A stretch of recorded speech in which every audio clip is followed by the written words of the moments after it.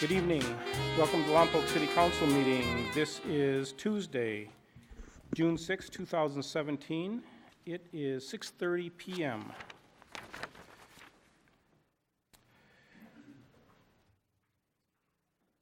We are reconvening from a closed session that we began at 5 o'clock this afternoon. Mr. City Attorney, do we have any reportable action? Thank you, Mayor. There were 4 items on the agenda. They were all discussed, but there was no reportable action. Okay, thank you. If you'll please rise and join Chaplain Dale Willis in the invocation.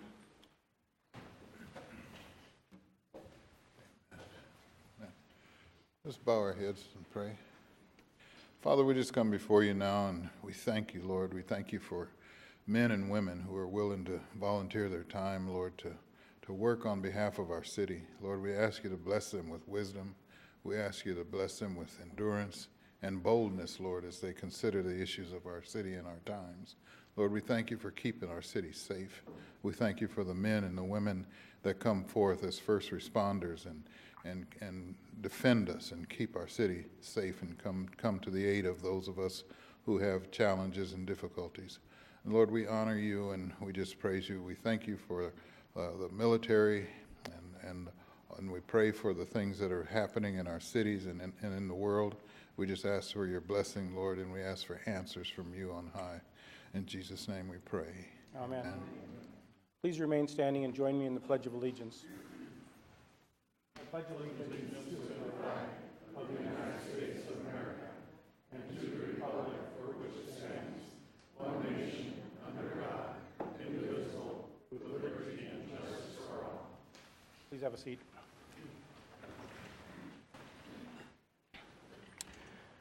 Okay, just so you know, in case you're here for item number 9 is going to be pulled and will be heard before this council at a future date.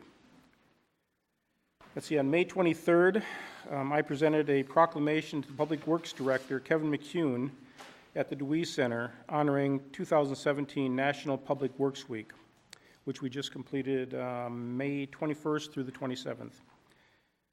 Also on May 27th, I presented a proclamation to the Lompoc Theater Group in celebration of the 90th birthday of the Lompoc Theater. It was followed by a Lompoc birthday party bash. And now we are going to, Councilmember Mosby and I are going to be presenting some certificates of appreciation.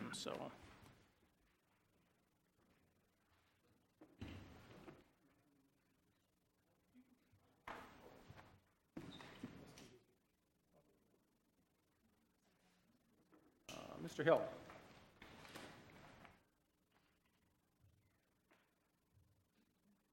How you doing? Okay. So many of you probably know Paul Hill. He was a member of our fire department for many years, but that is not why we're showing our appreciation to you, even though we do appreciate you for that. Paul was a member of our Lompoc Human Services Commission for a number of years, and it's one of the commissions where you work very hard. All of our commissions work very hard, but it's a very important commission, as well as all the other commissions. But Paul certainly did a good job, and we just want to tell you that we really appreciate the time you spent on it. So this is a certificate of appreciation and is presented to Paul Hill on the 6th day of June 2017 by the City of Lompoc in recognition of the 11 months of service as a member of the Lompoc Human Services Commission from March 2013 to November of 2016. That seems like more than 11 months, though, doesn't it? I think we're going to have to redo this. It's math. Yeah, we're going to have to redo that. So anyway, I thought that was kind of strange, 11 months. So we will redo this, and we'll get you, but I'll let you take this one right now. So March of 2013 to November of 2016. And there you go. So.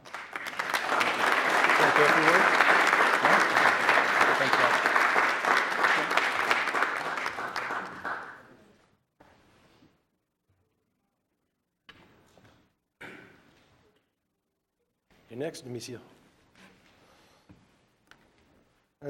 Nemesio did much the same as Paul Hill did. And of course, I think it says February 2015 to November 2016, but you had a longer stint than that. You did a little more than 6 years on the Human Service Commission. It's an important group. It's one that's not really sung about and not many people know about, but it's important to get involved with it. And I know you've helped thousands of people in the community with your time, energy, and effort that you put forward. And I kind of inherited you for the last 2 years. And then you had 4 years before that under the mayors. Yes. So I really appreciate what you did there. I know a lot of other people do as well. So thank you. And I know you have something to say as usual, right? But thank you very much. Thank you. Mr. Mayor, Council, Nemesio Belcina, resident of Lompoc. Let me begin by extending a thank you to both Mayor Lingle and Councilman Mosby for your support and nomination onto the Lompoc Human Services Commission, allowing me to serve a community that I love, from which I am also a native son. I'd also like to thank Christy Alicon, Community Projects Program Manager, and her staff for the depth of their commitment and support to the Commission. I'd like to take now just a brief moment to advocate that Council continue to fiscally support the Lompoc Human Services Commission. Not that Council needs reminding, but there are a number of terrific nonprofit agencies doing some heavy lifting for our community, providing services for the less fortunate and the most needy of our citizens. Lastly, I'd like to thank this commission for acknowledging my service to this community. Thank you.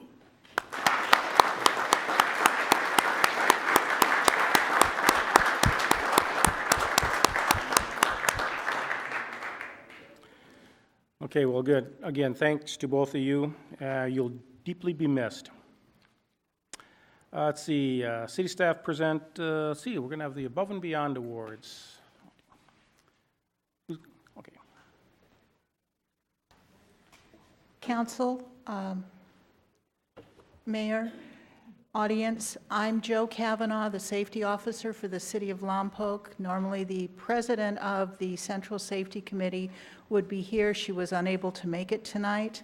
I have the honor of presenting, or at least making you aware of, the third quarter Above and Beyond Awards. They are a nomination from peers for employees that have done something that is above and beyond with regard to safety, either for the public or for their fellow employees.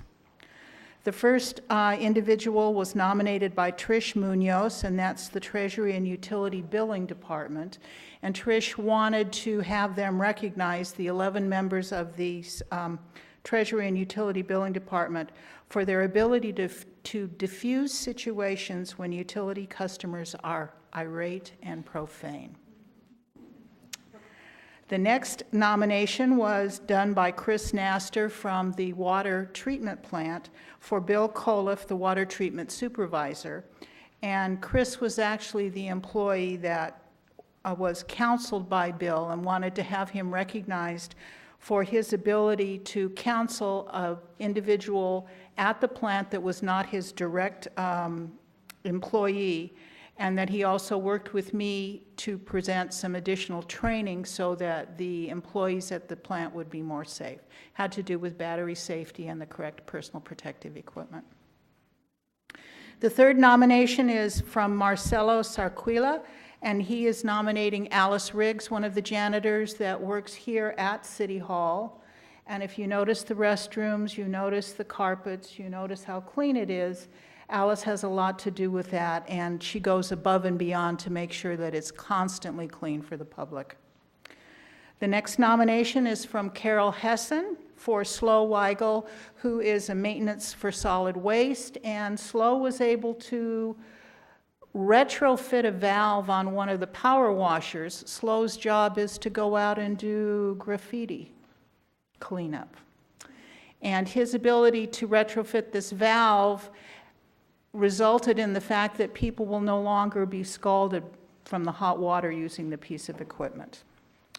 Judy Hernandez Nominated Julie Moore, a chemist at the wastewater treatment plant. Julie is one of the janitorial staff there, and she wanted Julie recognized for her support and coaching for all of the staff members. She's quick with an answer, a response.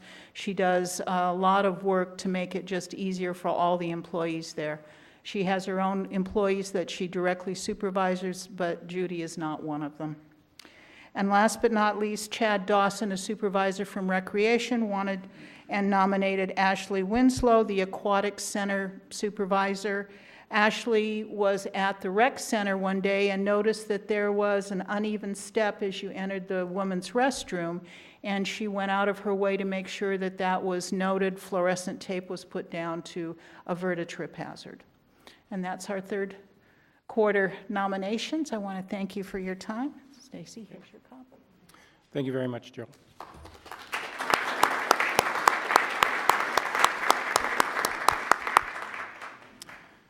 For those of you standing in the back, there are some seats available up front if you're interested. I assure you that we don't bite. Okay, city manager's report. Thank you, Mayor. I don't know that all of our citizens are aware, but our city leadership maintains a pretty close working relationship with the base command and the base leadership. And I just wanted to acknowledge the completion of both the service currently as base commander by Colonel Chris Moss. He's been base commander for the last 2 years, and there'll be a change of command later this week. And just wanted to acknowledge and thank him for his leadership for the last 2 years there. And he also happens to be retiring. This is his final duty assignment, and so he's completing 26 years with the Air Force, and just wanted to acknowledge Colonel Moss's service to us and wish him well on his next step in his career and in his life. Thanks. Okay, good. It's an interesting thing with Colonel Moss. We had a little, sort of like not a change of ceremony yet, change of command ceremony, but a little reception for him. And his son, who is in high school, will be getting into a new high school. They're moving to a small city in Colorado. And the principal of that high school will be his father. So I don't know how his son feels about that. Okay, we're going to open this up for public comment. Anything on the consent calendar? If anyone would like to say anything on the consent calendar this evening, you have up to 3 minutes. Seeing no one rise, we're going to close public comment on the consent calendar and move to the consent calendar. The consent calendar consists of things that are generally considered routine and will be passed with one motion and one vote of the council unless a council member chooses to pull an item. Does any council member Mosby? I'm not wishing to pull an item, but some clarification on the voucher registered by Mr. Wilkie, I think. You could, because I believe it was provided in a previous document, if you could, on the $4.7 million. Yeah, the second item for April 3rd was actually presented in detail on the May 3rd meeting.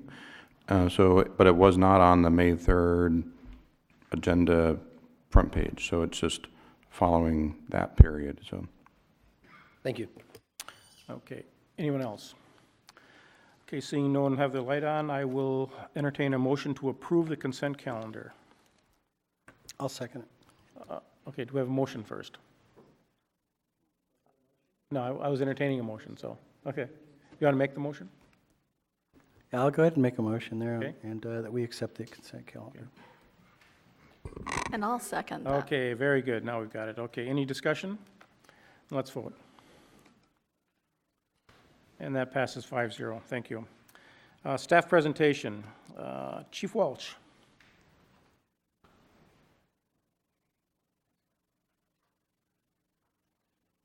Thank you, Mayor, City Council, everybody present, and everybody watching at home. Before I start my presentation, I just wanted to make something very clear. I've been thinking about this presentation for about a month and a half, and so this presentation does have nothing to do with our budget talks. This is something I wanted to bring to your attention because I don't want you to get caught flat-footed. It's not going to be a pleasant presentation. I'll just apologize right up front. But I think you need to know where we're at, and this is going to be the state of affairs for your police department. If we could turn the lights off. Can you do that? Stacy, got that? Kind of bossy, aren't I? So what we're going to talk about is I'm going to talk a little bit about crime stats, the current status of the police department, and we'll go from there. So what I want to bring your attention to is crime is fairly flat, except for theft is going up quite a bit, and I'll just, auto theft is up right here. Property crime, burglary is up pretty much. This is what's called uniform crime reporting that all police agencies do for, we submit this to the Department of Justice. You can look these numbers up on the FBI webpage or the Department of Justice webpage. And another way of looking at it is we turned it into a graph. And again, you see, pretty much violent crime is kind of consistent, but you can see theft is on the rise, and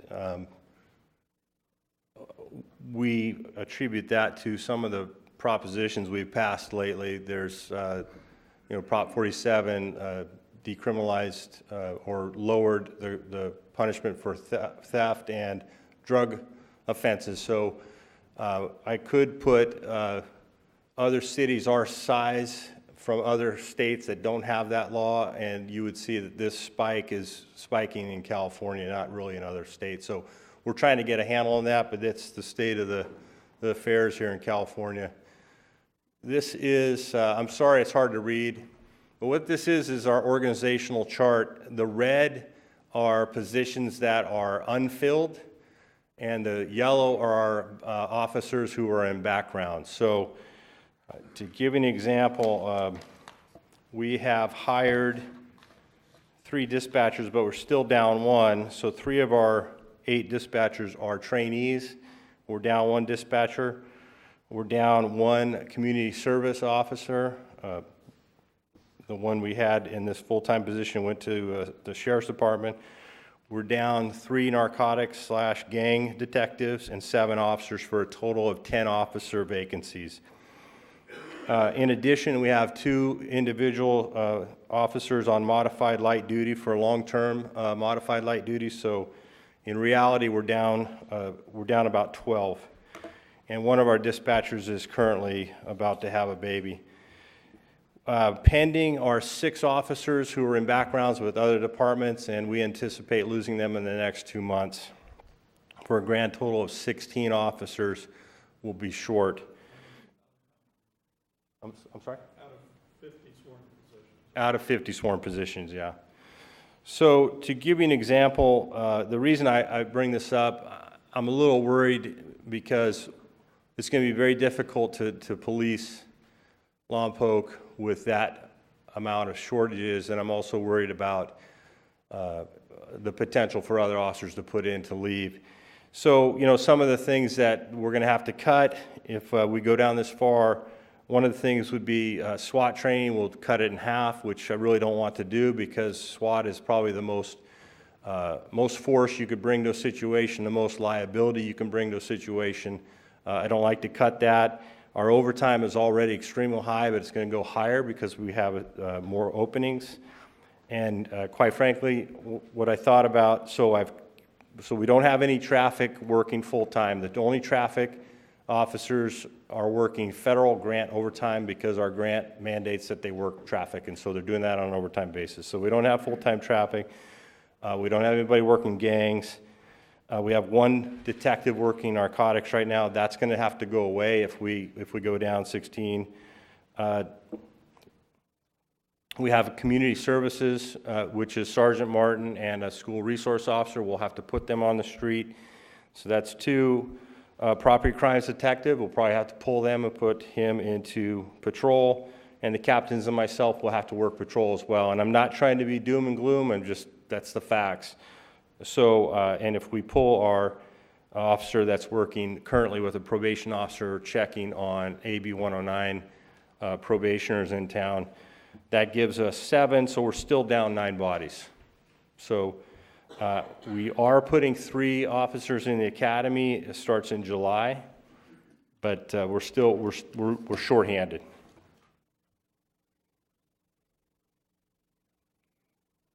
So maybe it'd be a good idea to talk about what it takes to hire an officer. So there's a 7-step hiring process, and one of the things I did is we had a volunteer, a great man. He was doing our backgrounds, but there's no way to keep up with this type of a gap. So we pulled a corporal, and the Corporal Powell is working full-time as a background investigator. And then we hired a retired sergeant who has the training, and he's working part-time, and they are pumping out background investigations like no other, and we're trying to beat other agencies to the punch. But basically, you have a written examination, and then a physical agility. We usually do the first 2 on the same day, and then it goes to an oral board interview, and then the background and the polygraph start. The background investigation is where we weed out a lot of our candidates. Unfortunately, we weed out a lot, and Captain Mariani is in the chamber here, and he is my hiring authority and also in charge of background investigations, and he can speak more in depth about this process. Then there's a chief's interview, and if they pass all those stages, we give a conditional job offer, and the condition is that they pass a psychological exam by a police psychologist and a medical examination, and then they're appointed, and then they go to the academy. And Captain, do you want to talk about what it costs, this whole process costs? The captain has a detailed list of what it costs to get a police officer hired, trained through the academy. I'll let him do this portion of the exam.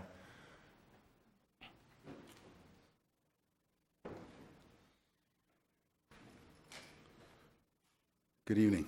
First of all, I'd like to say that perhaps the most important form of risk management that we can ever do, especially in police work, is in the hiring process. So it's a very involved process. It's a very demanding process. We average about 1 out of 12 candidates that get through the hiring process. That doesn't mean that they successfully complete an academy. And since I've been here, we've hired 7 police officers. Currently, we have completed 67 backgrounds since September of 2016. And as a result of that, we have hired 7 department employees, of which 4 were police officers. So to give you a little bit of a breakdown, just to test an officer, just in the pre-hire process, the whole testing process, polygraph exam, a psychological exam, a medical exam, and a background investigation, we're roughly looking at $4,100 to $4,500. And that's not counting staff time to review that process and to be engaged in that process. After they're hired, the academy cost for both tuition and academic supplies is right around $3,800. Uniform expenses, $1,000. Ammunition for training, somewhere between $1,800 and $2,000. Safety equipment, which includes a vest, gun, belt, the other tools that we use in our profession, is another $2,200. And then the salary that that individual gets while they're going through 6 months of training at Step A is roughly $24,420 for a grand total of $33,420. So before they ever hit the streets here, we've already invested $40,000 into that hire.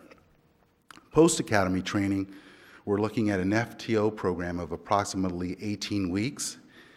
And in order to compensate that training officer, that comes out to about $31,000 just for the training officer, coupled with the probationer's salary of about $29,000.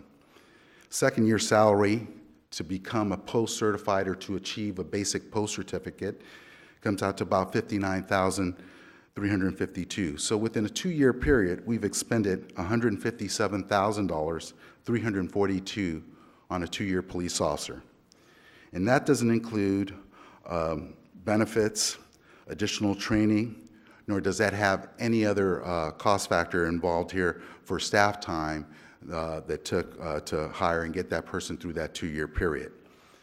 This weekend, we're planning on testing 40 police candidates at Allen Hancock College. and along with the assistance of HR, who's put all the advertisements and process the applicants for this, we're hoping to test, like I said, 40 people, where we're going to do the written and the agility tests as well.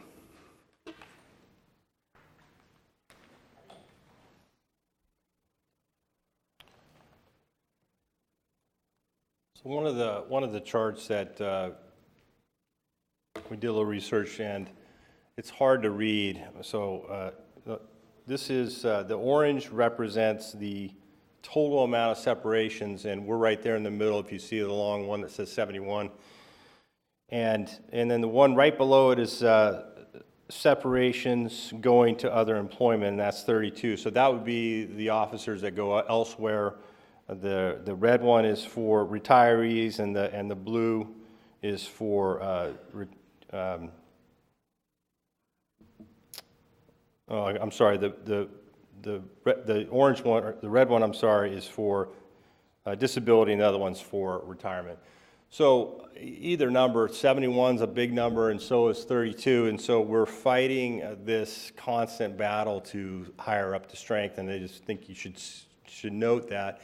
And if you look down here, fire has similar issues. They've got 29 people that have separated from them as well. So, and we really don't want to compete with fire, but we're beating them right now in this line here. So, but it's not. It's difficult. It's difficult. And here's what I think, this is what keeps me up at night. This is the average years of service of a patrol officer on the street. And you can see that number is going down. It's slightly ticked up for 17, but if we did hire up to speed, the number of officers you would see on the street in uniform, 50% of them would have less than 2 years on the job. And doesn't mean they're not good officers. It just means that they're not as experienced and haven't dealt with as much. So that does concern me. I do want to get hired up to speed, but that is a concern of mine. And then as one of the things that we looked at is call loads. And so obviously Santa Maria handles a lot more calls than we do. But if you look at the comparison of numbers of officers, you could see the Lompoc officers are handling a lot more, individually a lot more calls, about 41 more calls a year per officer. We do work very hard in this town. If you look at Santa Barbara Sheriff, again, they have more deputies out there, obviously more calls, but we're doing about 30 more calls for each individual officer. And then if you look at the college, obviously we do a lot more calls for service. We're a city, not a college, but you can see again, there's a lot more work to be had by the officers. So what's the challenge? Why am I here telling you about this? It's, you know, I'm a little concerned about the overtime. We spend an average of about 825 hours a pay period, which if you times that times 26 pay periods for the year, that's about $1 million. And the problem is folks are getting tired and burnt out, and I'm a little concerned about that. And we have a feeling crime is going to continue to climb, especially with Prop 57 just started to kick in this month, which Prop 57 is going to allow inmates to get out earlier. And if they don't have a plan, they're going to have to come up with a plan. And we're already seeing in parts of the state that some of those folks are committing crimes, and that'll happen. It's going to happen in our town as well. I think that the reason I'm here talking to you is that you need to know there is going to be a reduction in service to the community. I will say this, I've worked in 3 departments. The norm for Lompoc Police Department is to work hard. If you are a slug in the Lompoc Police Department, your peers are going to make sure that you pick up your game. They work very hard. Just this week, between patrol and the detective division, they went out and arrested 4 individuals, took 2 guns off the street, and because we've had some shootings that happened the last couple weeks. But they go out and they hunt and they get these folks and they put solid cases together. So even though, you know, I'm painting a dark picture, the work continues and we're going to continue to do the work. The other thing is when you work people hard, there's a propensity for injury because they're tired and they're burned out and they're working too many hours. And I just, you know, I don't take any questions, but one of the things I do really enjoy is that our motto says where service is tradition, and we want to provide service, but our number one job is to handle 911 calls. When people are in crisis, we need to respond. So the other ancillary things that I'm going to have to fold to handle 911 calls, we'll get it done, but I'm a little concerned. So that's my presentation, and I wish I had better news. Chief, you know, it's, I guess I have to ask a question. So we have, of all of the interviews, you have very few qualified candidates. So the hiring pool is not that great for you. But more important to me is the problem with retention. And that seems to be because we're losing the experienced officer. You say pretty soon we're going to have officers with only 2 years of experience on the street, the majority, which I agree they'll probably be fully qualified, but it's not like having an officer with 10 years of experience. So what is the problem with retention? Well, you know, I do exit interviews when folks leave. The number one issue is pay. Some of the other issues are, you know, people want to go back to where they've come from. They want to be closer to family, or they have, you know, a sick family member. They'd like to go back to where they came from and work there. Other opportunities come available. And then some people find it's not the work for them and they quit. And you know, hats off to those folks. If it's not for you, it isn't for everybody. But the number one reason is pay. Thank you. Councilman Mosby. Do you do a follow-up on some of those that come in and we don't hire? They get hired somewhere else, or you're saying like 1 out of 12 or something to make it through? Well, 1 out of 12 isn't just Lompoc. That's nationwide, and it's just the way it is. Some of the things that disqualify people are their finances, their drug use, their internet use, their truthfulness. Just there's things that disqualify them, and that we can't get over that hurdle.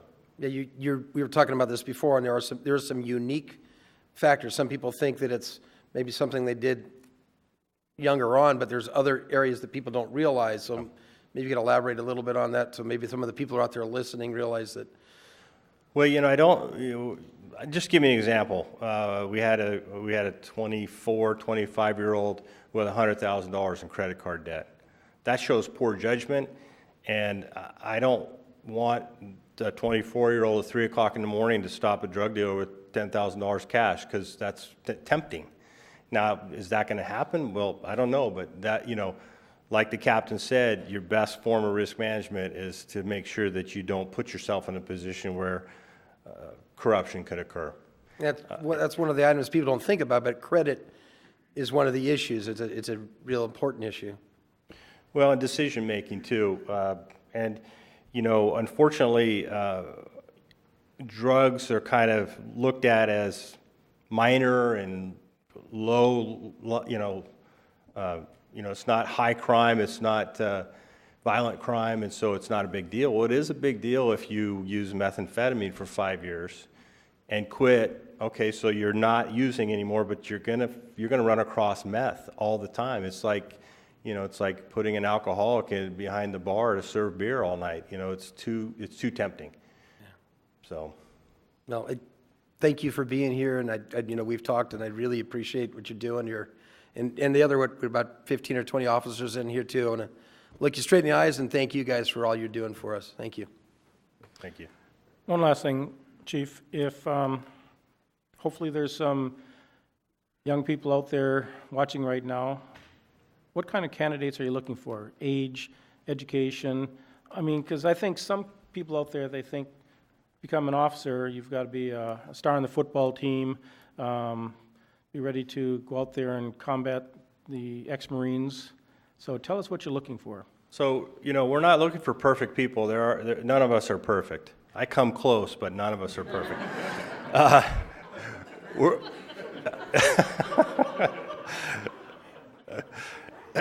we're looking for people that can make decisions, good decision-making, good communication. That's another issue that, it's funny, I was walking down the street today and I had to stop because this 14-year-old kid was walking on his phone and he bumped into me.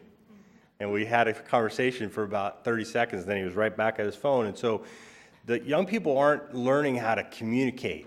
And so we're looking for people that have some life experience, and it doesn't have to be crazy life experience, just volunteer at the Boys and Girls Club or some outfit so that you could say in your interview, yeah, I volunteer at the food pantry and I cook food and I feed the homeless, or something that we can kind of gauge that they have the ability, because 90% of what we do is talk to people.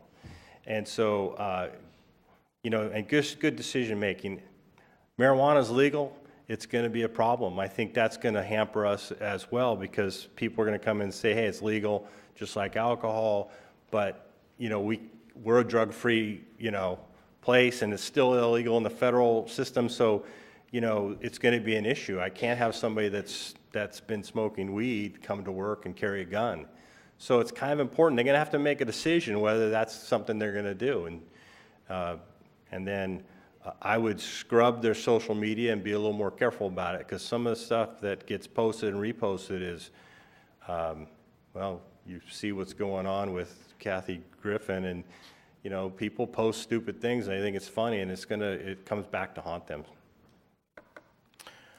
Anything else? Thank you, Chief. Thank you for your time. Okay, oral communications. This is your opportunity to speak to us for up to 3 minutes on anything that can come before this council.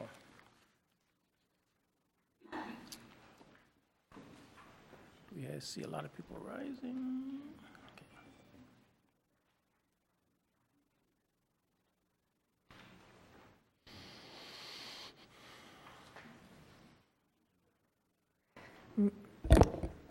Good evening. My name is Sue Copeland.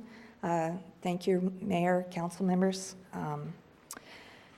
In light of some of the press lately from the last meeting with our economic situation, I just wanted to bring back the idea. Eva Blaisdell, who the media is now calling Lady Rocket, brought together world-class corporations and proposed a $300 million California Space Center to the city of Lompoc. This would have provided economic stimulus, which we let slip through our fingers. She has now developed many new opportunities in the Los Angeles area.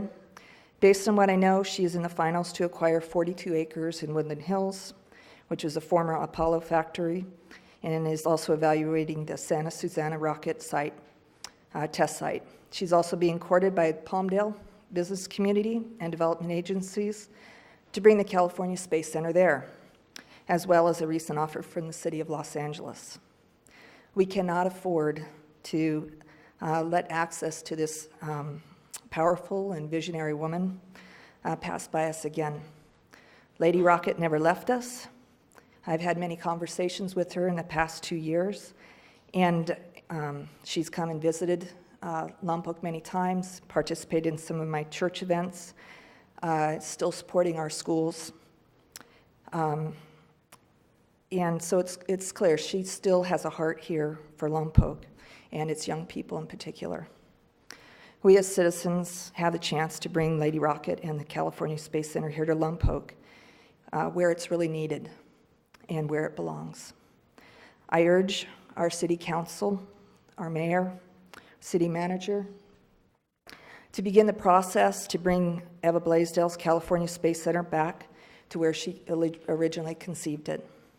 Under our current economic conditions, Lompoc is best, and it's the best place for it and for us. So I'd like you to join me in launching a new campaign to bring Lady Rocket back. Thank you. Thank you. Next, please.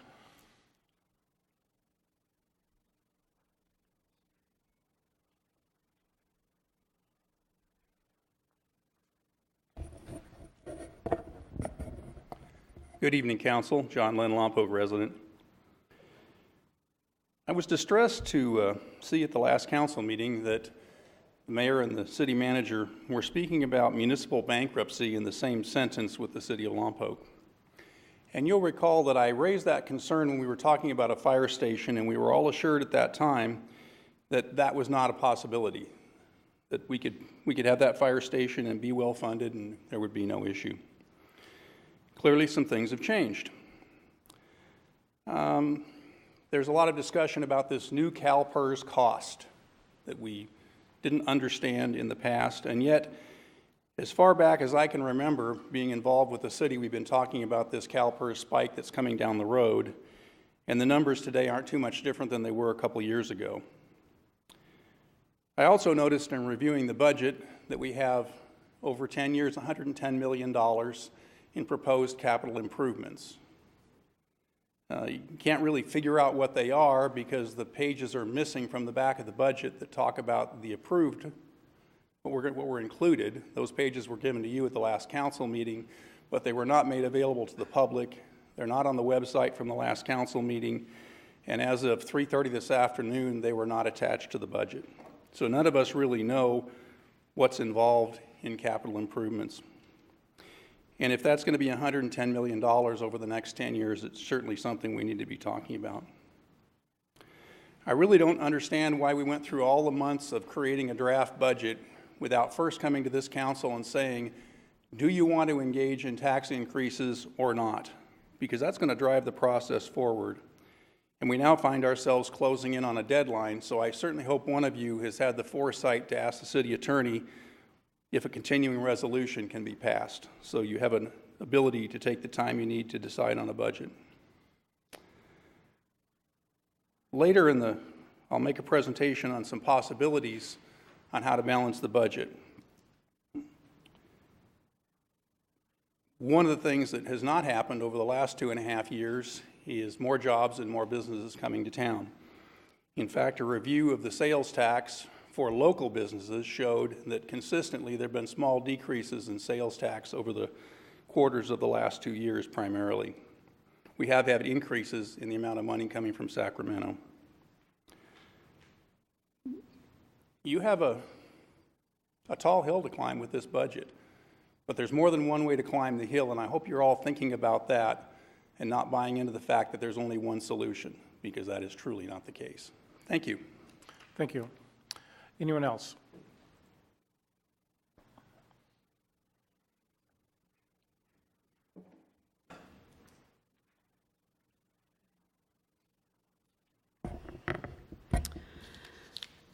Good evening, Mayor Lingle, council members, citizens of Lompoc. I'm Ann McCarty, the Executive Director for North County Rape Crisis and Child Protection Center, and I'm here to represent survivors of sexual assault and domestic violence in our dear city.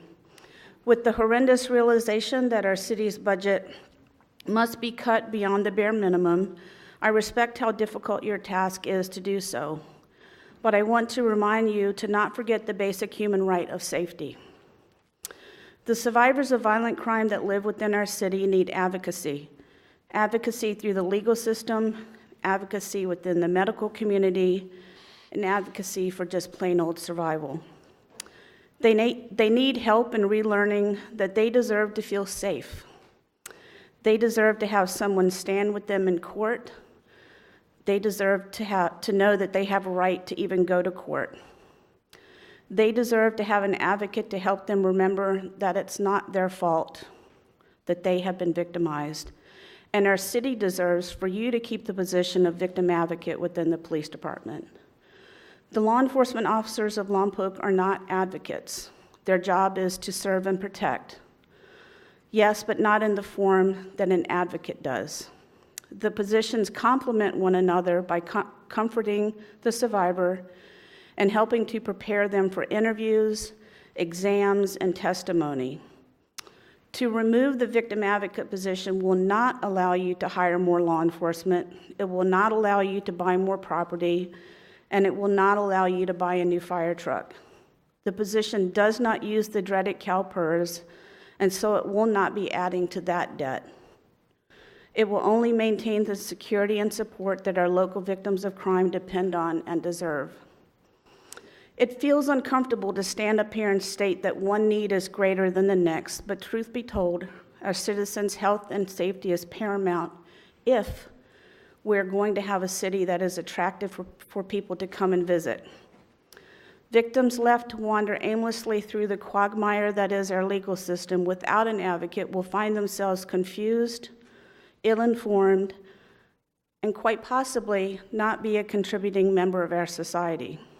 The victim advocate is a vital bridge between so many entities within our city, and at the end of the day, relieves a tremendous burden off of our already overburdened police officers. We urge you to put the victims of domestic violence, sexual assault, and child abuse first. Thank you. Thank you. Can I ask Ann a Sure. question? Sure. Yes, sir. How much were you asking for in the budget? It's a little over 103,000 for 2 years.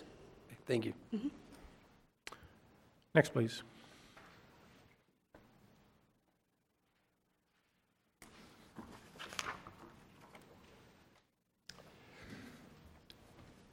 Good evening, Mr. Mayor, honored council, and fellow citizens. My name is Tim Smith. I've been a resident here since 1984. I also have concerns regarding the budget. And yes, we have the 70 million out there. That's a given that we're going to have to deal with that. It's not going away. We have a city to run. But I look at page 122 on the budget, and which is a summary of the general fund. And it kind of goes back to what Chief Walsh was talking about. He didn't want to talk about it, but I'll talk about it. The general fund asked in the early process for $128 million. The city is only proposing $68 million. It's a $40 million drop right there before it even comes to you guys. Police asked for $31.5 million. The proposal is 20.8. Fire asked for $31.5 million. Proposal is 11.7 million. Parks asked for 9.8. Proposal is less than half of that, 4.4. The city quality of life is really important. And I'm not sure that even with doing cuts in the right places, perhaps, like I know many of you want to do, or raising taxes with a tax package, it's not enough. We're still going to need more. We're very far behind, and we're only getting further and further and further behind as a city. We have to be very careful that the city doesn't stall. I want to be part of a really vibrant community. That's what I see good for Lompoc. We need to have our parks. In 2 years, our parks should be in great shape. It's not going to happen.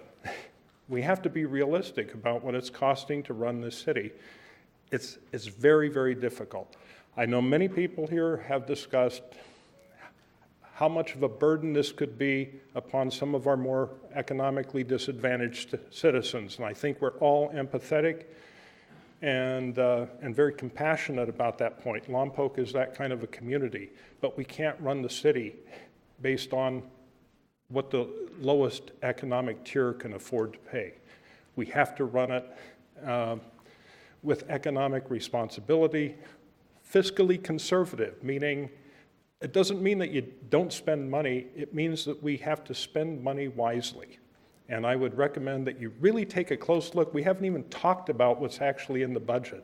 It's a very difficult, thorny budget. And it's not just with police. It's probably all the way through the city. Thank you. Thank you, sir. Next, please.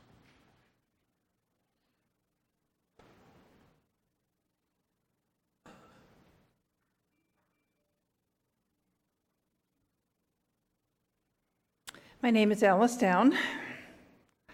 I am a citizen. I wrote all of you a letter, emailed a letter, on my observation that you rejected putting taxes on the ballot, which I think is a mistake. I think the cost of living in a crummy city that is bare bones, the cost in property values is higher than the cost of a shared tax.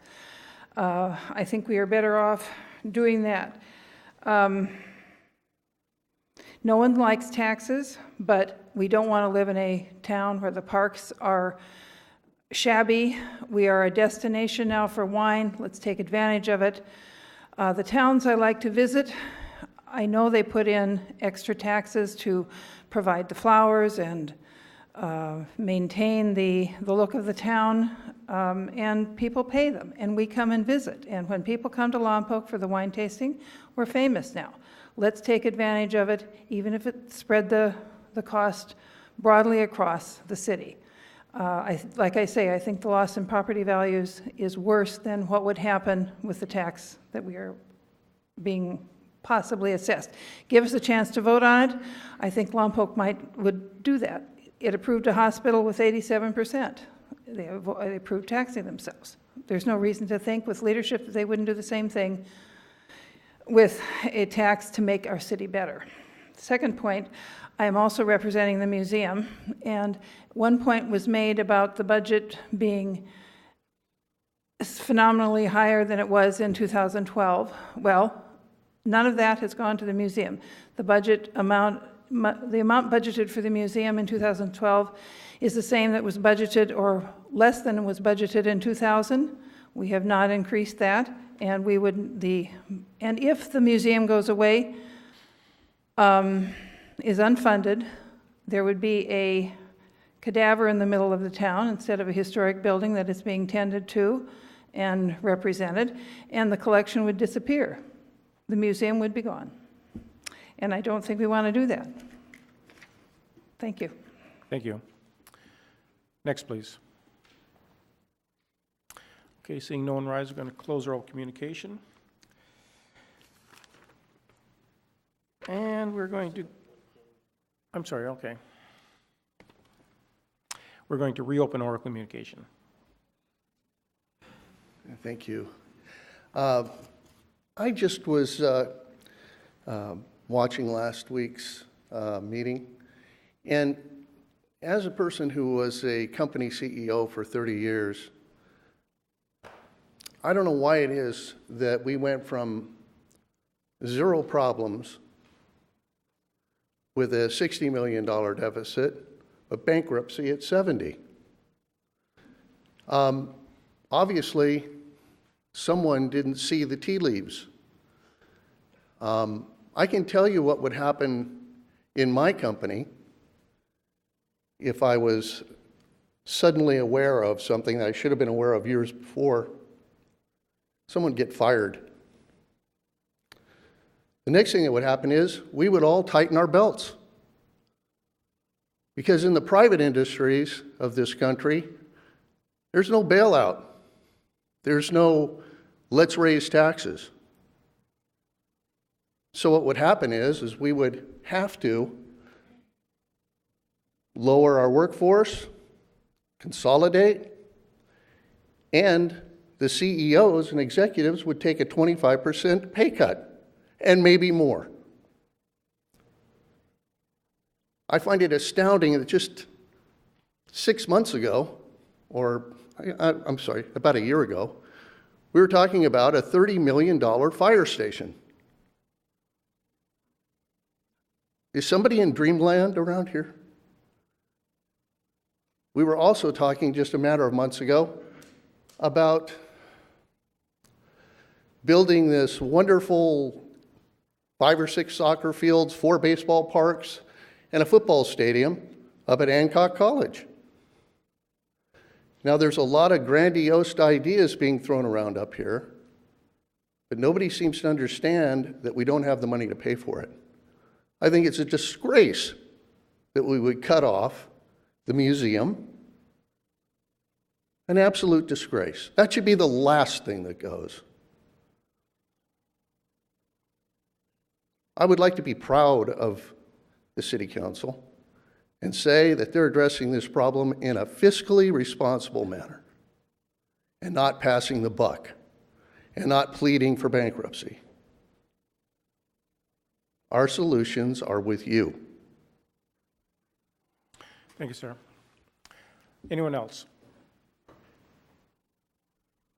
Okay, seeing no one rise, we're going to close oral communication. And we're going to come back to public hearing, which is item number 4, public hearing and adoption of fiscal year 2017-18 GAN appropriation limitations. Let's see, this is Mr. Arbo. Good evening, Dean Alborough here, County Revenue Manager. I'm doing two things, so bear with me. I got two cost of living adjustments, basically the GAN limit and the park maintenance and city pool assessment district. Oh, wrong place. You can turn lights off. The GAN limit was, let me cursor through here. The GAN limit was passed in 1979 by Proposition 4. Basically set a base year and limited how much the cities could spend. 1999, they passed Prop 111 that changed the formula and made it a little bit easier to apply. You're allowed to adjust it by two things. One is the California per capita income increase. This year they saw 3.69 from the DOF report. You're also allowed to adjust it based upon the city or county population growth. We didn't have any growth in the city, but the county did at 0.8, so we're able to increase it with that also. If you look at our appropriations, 42.3 million is what it calculates out to based upon the base year multiplied by those numbers. Our appropriations are about 17 million. That leaves us below the GAN limit by 25 million.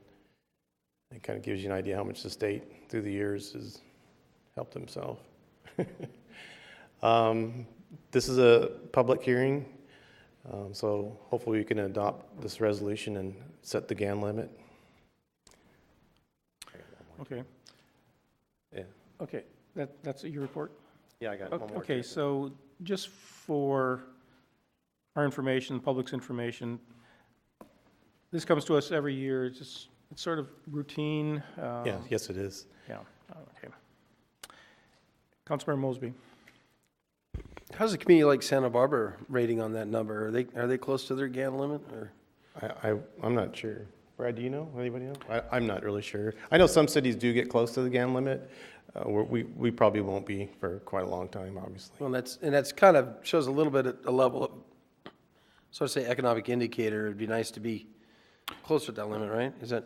Yeah, you bet. Right? What'd you say? If I may, I'd like to kind of follow up on a little bit. One of the major reasons why that $25 million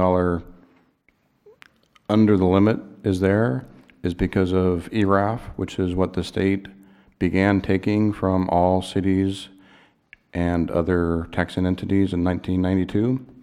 So as part of the budget, we provide how much on an annual basis that we've had taken away from us by ERAF and the state, so they can fund schools from our funds, basically. And the cumulative amount of that is around, since 1992, around $25 million. So that's not just us, it's every single city in the state. So I would say that based on Santa Barbara's tax base, they probably have a much higher number than we do of what was taken from them for state purposes. Anyone else? Okay, thank you. Open this up for public comment. Seeing no one rise, we're going to close public comment, bring back to the council. I will entertain a motion. Councilman Starbuck.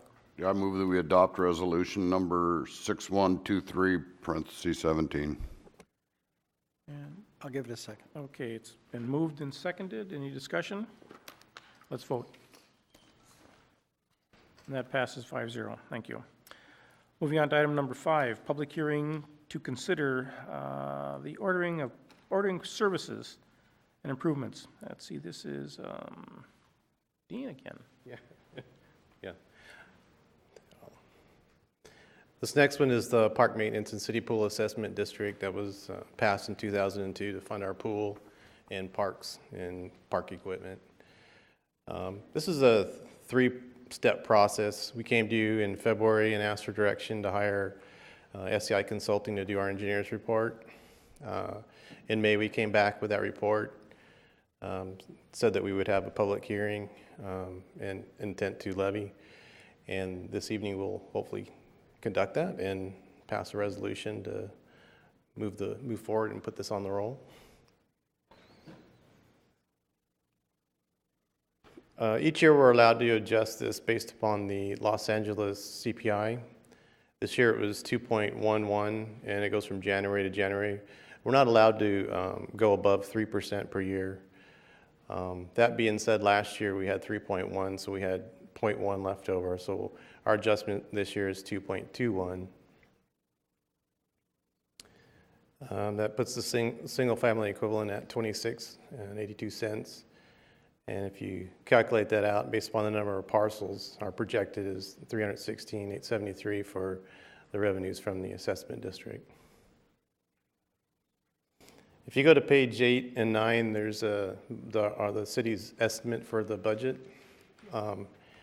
Each time we pass this, one of the things we have to do is make sure that we don't take too much from the assessment and that we meet the general benefit requirement. If you look at the budget, there's 10 million, a little over 10 million. The requirement is 25%, so 2.5 million would need to come from somewhere other than the assessment. If you look at our budget, the city's contribution is 9.8, so we definitely meet the general benefit or general public benefit by that assessment. Other than that, we're hoping tonight that we can pass resolution 6122-17, approve the engineer's report, confirm the diagram, and move forward with this. Okay. I got one more thing. I'm sorry. If you have questions tonight, we got... I was just going to make a statement real quick, Dean. Basically, all we're approving is 58 cents. Yes, 58 cents. But if you have any questions, Kyle Tankard is here from SCI. He's the one that does our engineer's report for us. So if you have any questions about how it was prepared, or you have questions for me or Brad, we're here for you. And this is also a public hearing. Okay. I just have one question, Brad. If you go back to page 8. Okay. Let's see. Well, on my page 8, improvement plan. So if you, I notice under River Park, the kids' motor park is on there. Yeah, it's something that we could spend money on if we wanted to. That's why it's on there. Just like the Bike Skills Park or some of the other parks, that's why it's on there, because we could spend money if we wanted to, because it's, it's a recreational facility. Sure. It meets the requirements. Okay. Any other questions for Dean? Okay, we'll open this up for public comment. Seeing no one rise, we're going to close public comment, bring it back to council. I will entertain a motion. Councilmember Osborne. I move that we accept and adopt resolution 6122-17. And do I have a second? I'll second. It's been moved and seconded. Any discussion? Let's vote. And that passes 5-0. Thank you. Okay, we're going to move on to item number 6. Item number 6 is a public hearing regarding a nuisance abatement. Battalion Chief Paschke.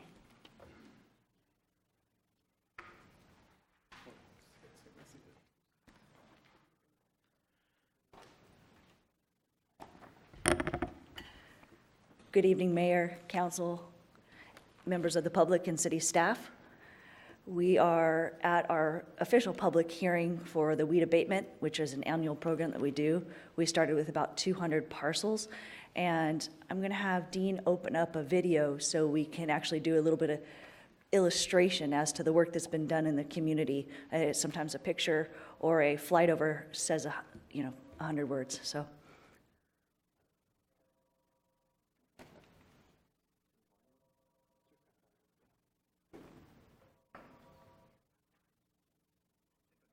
Force base in California near Lompoc. This despite round-the-clock efforts of firefighters trying to bring the blaze under control before it threatens the United Launch Alliance and SpaceX launch pads. That's used by the Atlas V, the Delta IV, and the Falcon 9 Santa rockets. Barbara County firefighters are starting to get the upper hand on a 300-acre brush fire. The Mesa fire is threatening homes and hundreds of people have been Right now, there are evacuated. 6 active wildfires in California. They have forced thousands of people to evacuate and destroyed hundreds of homes.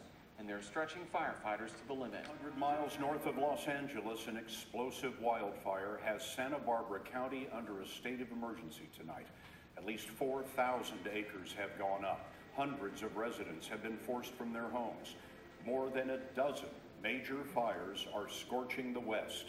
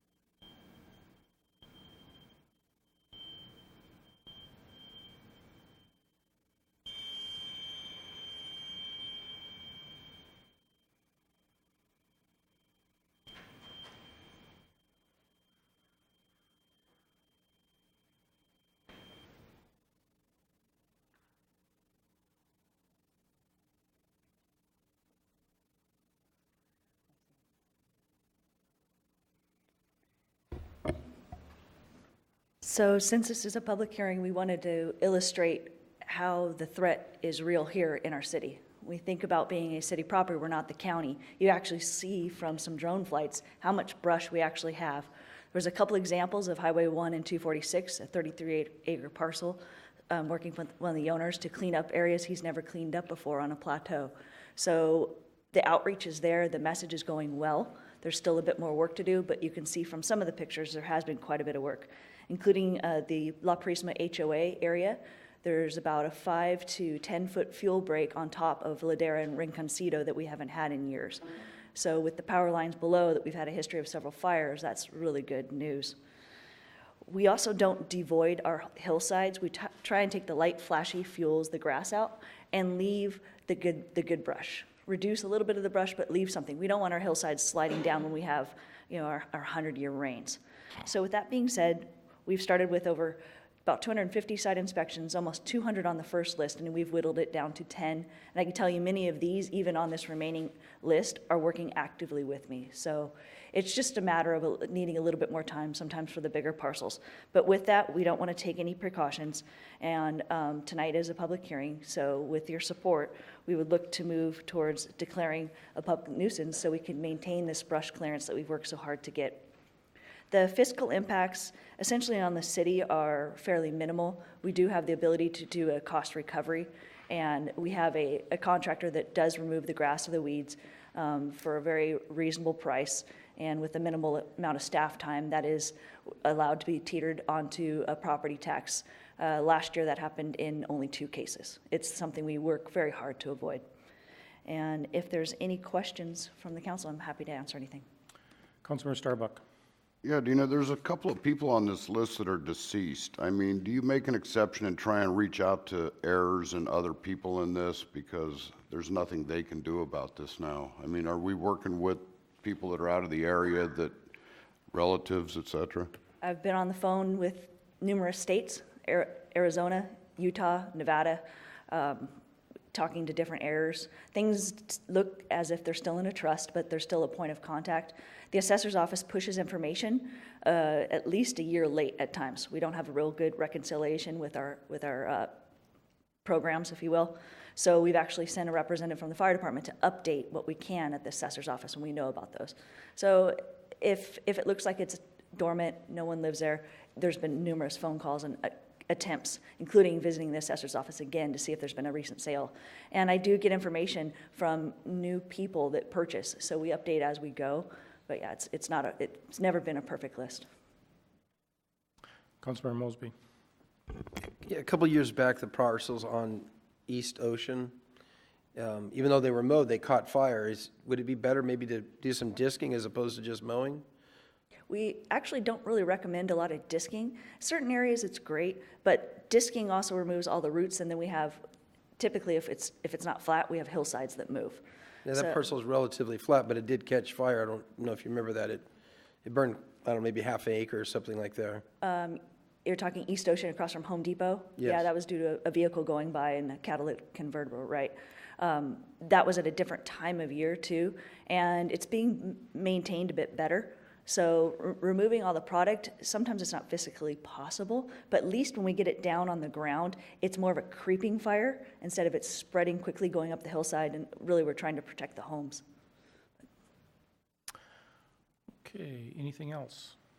I think parts of your video should be given to the Chamber of Commerce.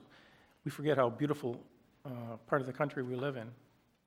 From the air, it looks just absolutely gorgeous. We should have done it when it was a little greener with all those, Well, even still, it's 100-year still- rains. still beautiful.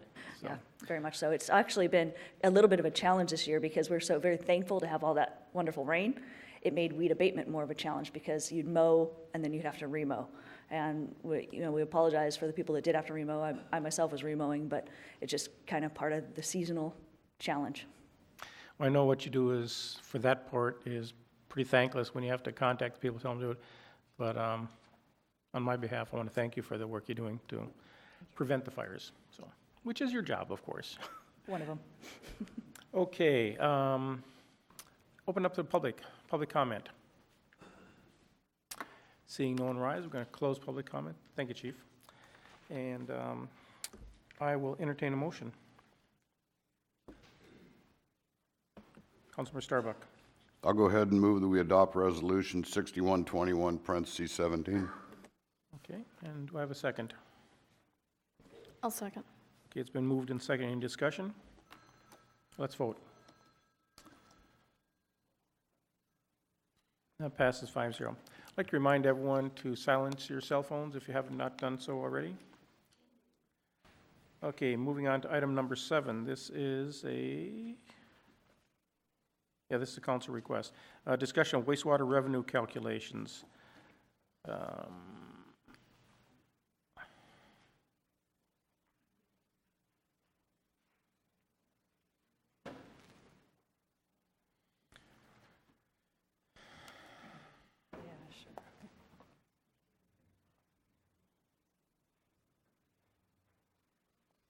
Good evening, council members and mayor. Tonight, we were bringing back some information that was requested for the wastewater review. The item that we were looking at is the revenues actually from the city accounts.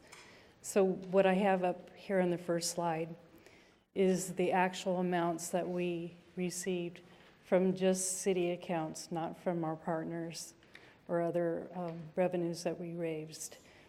So our rates went into effect in 13-14. These are in fiscal years, and you can see that our 21% increase, actually we received 12%. And then on the 15th year, we had a 10.5% increase, and we had a 16% increase in revenues from our city accounts. Let me back up just a little bit. On the 13-14 fiscal year, although it was adopted, it didn't go into effect until August, and it was a complete month before the rates went into effect, so we didn't see the entire amount that we received. But even though we went up by 10.5% in the rates, you can tell that it's not 10.5 every year that we received an increase in revenues. So again, in 14, we see 12%. 15, it was a 16% increase. In 2016, it was 13%. And in 2017, this isn't estimated, but it's based on 10 months, and then that the last 2 months are pretty predictable because your whole year is set after the winter averaging.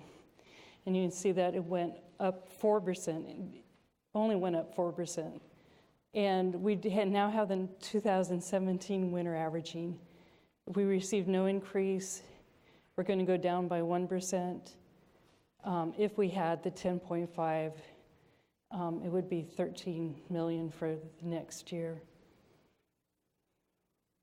Just a little bit of explaining how this all works. So we have 12,776 accounts the last month that we were working on. So the residential office, which is our first class, we have about 67% of our accounts. And you can see the variations on each of the years. These are in units. I deliberately put it out into 2 digits so you can see the actual fluctuations in between. They're pretty steady. What we do, according to our resolution, is we round up. But you can see the changes from prior year in the residential area. 1.5% of the accounts are commercial accounts and 0.5% are industrial.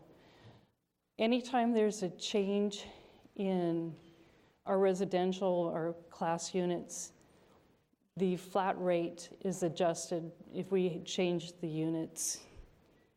So what we're showing here is a average class rate reduced from 8 units to 7 units in 2016, which sets the 16-17 rates. We round up. It's the way that the resolution's written. It's the way that our computer system can handle it. It doesn't go to the 2 digits. It goes either 7 or 6. It's not 6.65. So you can see here that the winter averaging, these are in calendar years, will set the next year. And these are the residential monthly charges that we see. So right now, per unit, it's 8.4. If we had gone to the 10.5, it'd be 9.28. So that would have been 88 cents per unit increase, or 3 cents per day. And you can see that the minimum is a change in about $4.40, which is 15 cents a day. And the average is $6.16, is 21 cents a day. The apartment average is what we call the flat rate. And so it's reduced by 17% for apartments and places that don't have a water meter.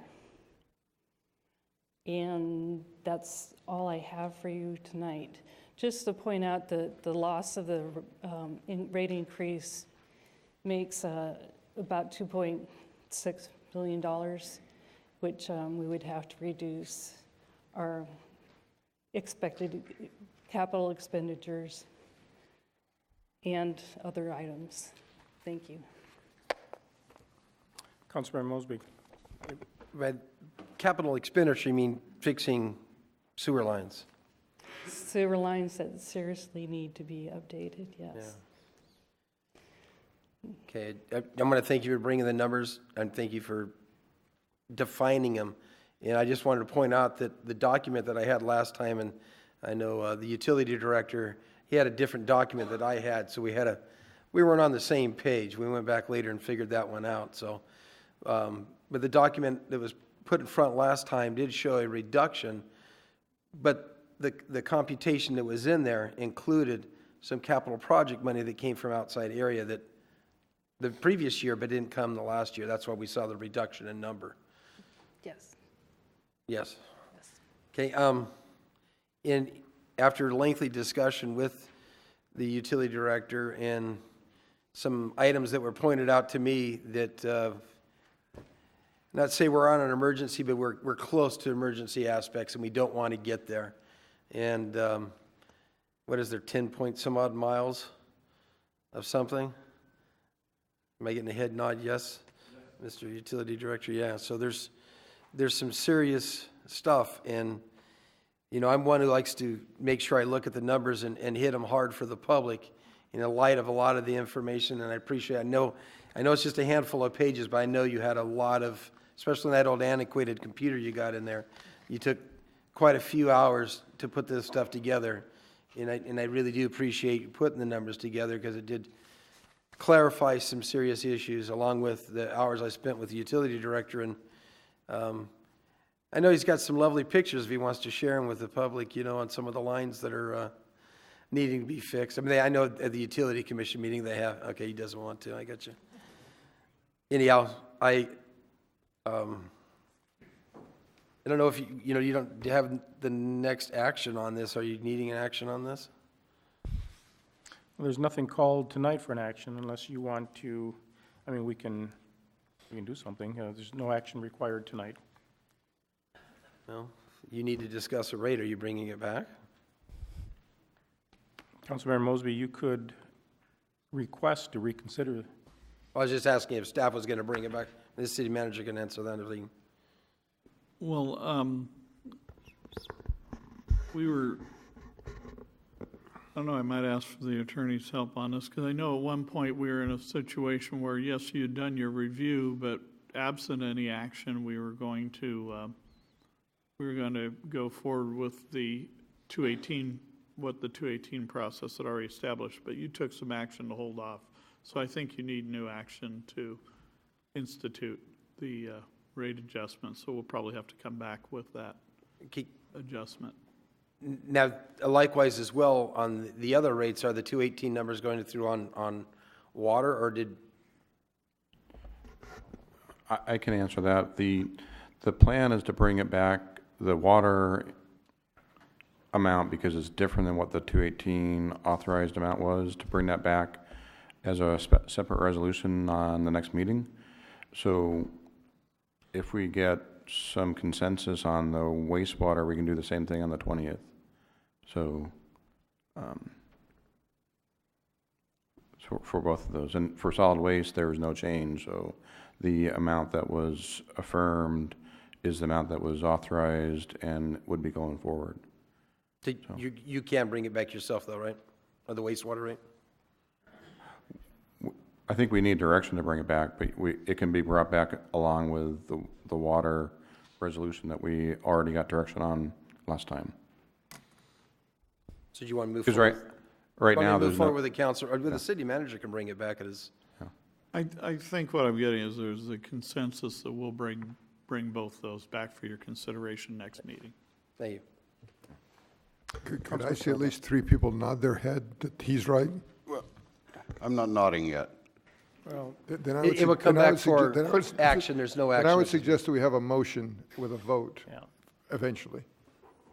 What I'd like to include in that, and I'd want to follow up with the Utility Commission a while back, and I'd mentioned it at a meeting last month. He's a utility director. I'd like to take a look at, like I said before, the balancing. I sat down with finance and looked at some of these numbers with our finance. And if we could at all do anything to compensate an increase in our wastewater with a reduction in our electrical. I know there's projects down the road, there's little green projects here, there's improvements probably going on in electrical, I don't know, but if we could incorporate this into the motion, I will support that. Councilmember Vega. For clarifications, it sounds like Councilman Mosby is bringing up a reconsideration of the rate increases. Is that correct? Is that what you're proposing there? Even though it's not tonight? Right, to bring it back, yes. Now, again, I have to question your thought process on this after you asked for the budget to be re-vetted and re-clarified without the increases so that we could take a clear look at this, and I don't believe we've done that. This is just the wastewater rate increase to come back in light of new material that was given to me, to come back for us to. But it's not the fresh water and regular water and waste, is that what you're talking wastewater, about? but the fresh water was already coming back. But correct, right? City It was manager coming nods back yes. by whose vote? Did we not vote that down the last time? City manager, want to clarify? Yes, if I could. There may be some confusion here as to the tax revenue ballot measures that we were discussing, and you asked a week ago, you asked me to stand down. You said we were going to momentarily at least, but for the time being, not consider those and to come back with a proposed cut of what the budget looks like without those. So you're right, you haven't heard that yet. That's going to occur with item number 8.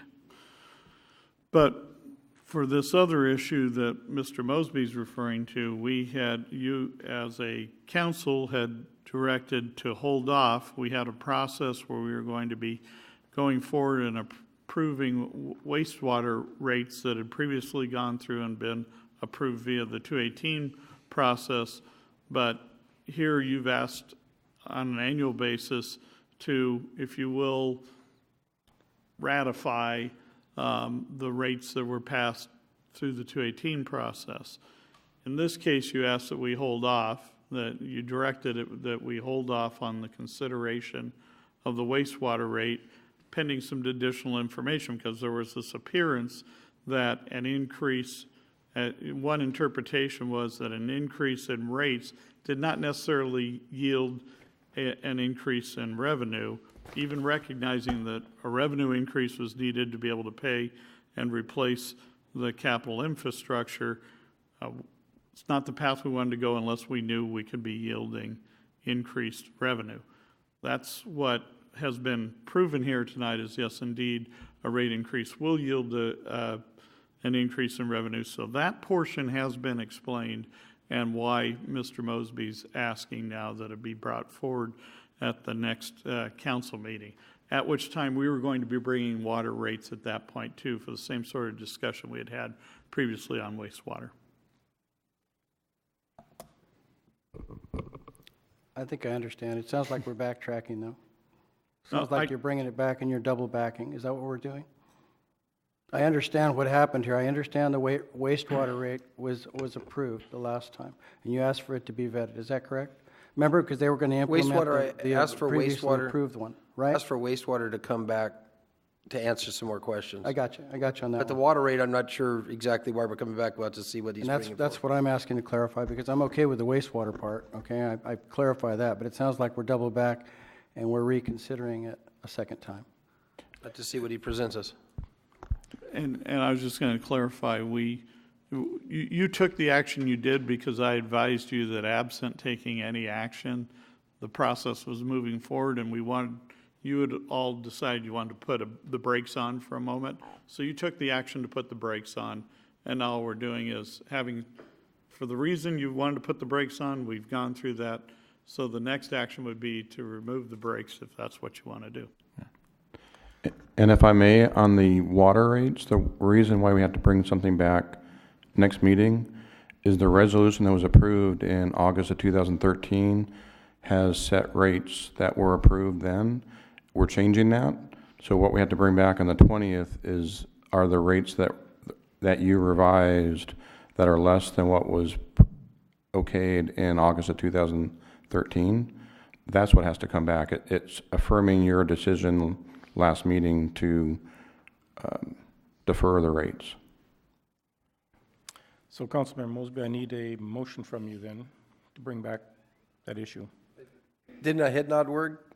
Did you need more than a head nod? I'd rather have the record have a motion. Okay, well, I'll give the motion to bring it back, the wastewater rate. So we don't want to include anything we could do with maybe offsetting this with something else then? That would be part of the discussion when you bring it back. All right. Along with the discussion aspects of what Councilmember Starbuck brought in. That would be inclusive of my motion.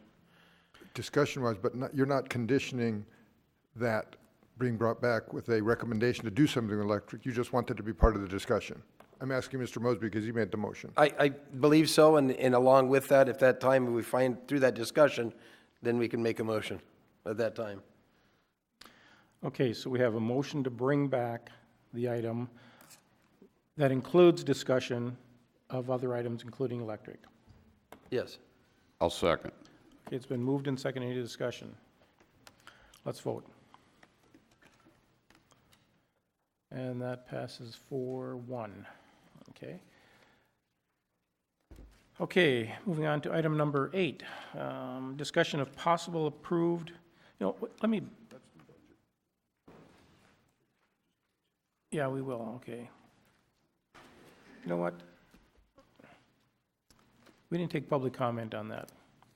Even though it says it was a council request, we normally don't take public comment on council requests. So I'm going to backtrack real quick bring this back, open it up for public comment on that item? Seeing no one rise, we're going to close public comment, and I'm not in trouble anymore. Okay, let's take about a 10-minute break. I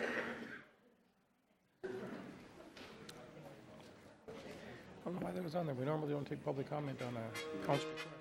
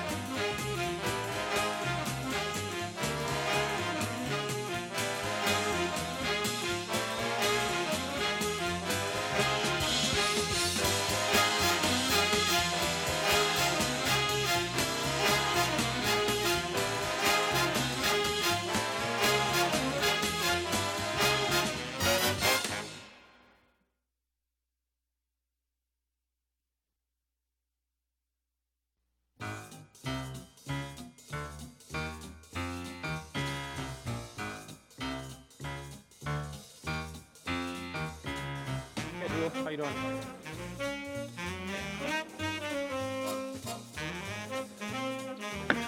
If I can get everyone to take their seats.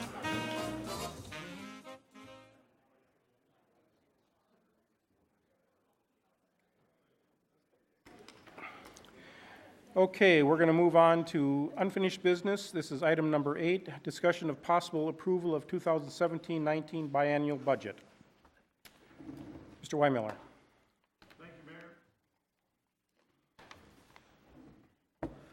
Thank you, Mayor. Wanted to clean up the unfinished business so that we could continue on with our budget discussion. Hear me up. First of all, there were some questions. I just wanted to verify. It was suggested that we go back and double check our numbers, and just wanted to report we did indeed double check our numbers on residential units that are available in the city to be built, as well as those in the Bailey Avenue corridor proposed annexation area, and our numbers proved to be accurate. On the first iterations were the same as these are. Going on from there, and I think probably the discussions moved along from number of housing units we have available, but just wanted to clarify. All right, so there was an assignment that you made in our budget session a week ago. I think it's important. I've got a brief statement to read with what I'm going to present. I've handed out papers that are summarizing for the audience. They'll see the same thing up here on the PowerPoint, but I've added onto the paper that I handed out my disclaimer on this. My recommendations remain unchanged from the draft budget I presented to you on May 2nd, 2017. The additional cuts to the general fund, which are below or up here on the screen, represent fulfillment of the assignment you gave to me at the May 30th, 2017 budget meeting, which was to demonstrate an additional $1,363,000 in general fund budget cuts under an assumption that my recommended ballot measures would not be pursued. Please note that I do not recommend any of these budgets reductions at this time. I just didn't want to be characterized that I am recommending these particular cuts at this time. So, moving forward with the assignment out of the Parks Division, what I put together was cancellation of the animal control services with Santa Barbara County. They currently provide that under contract. The contract is as of yet unsigned. It would renew as of July 1st. I'm not sure what the ramifications would be. I assume they would discontinue delivering those services.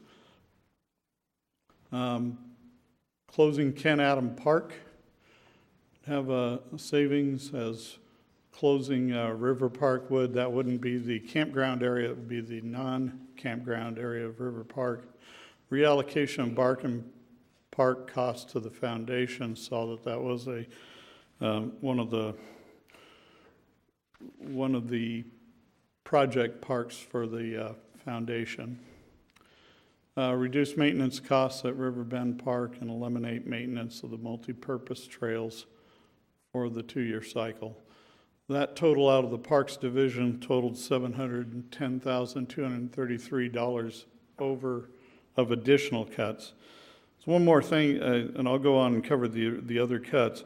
I did want to clarify, it's not as though the existing budget presentation had no cuts, because there was some concern or some statement, well, we need to demonstrate to the public that we'd be taking some cuts as well.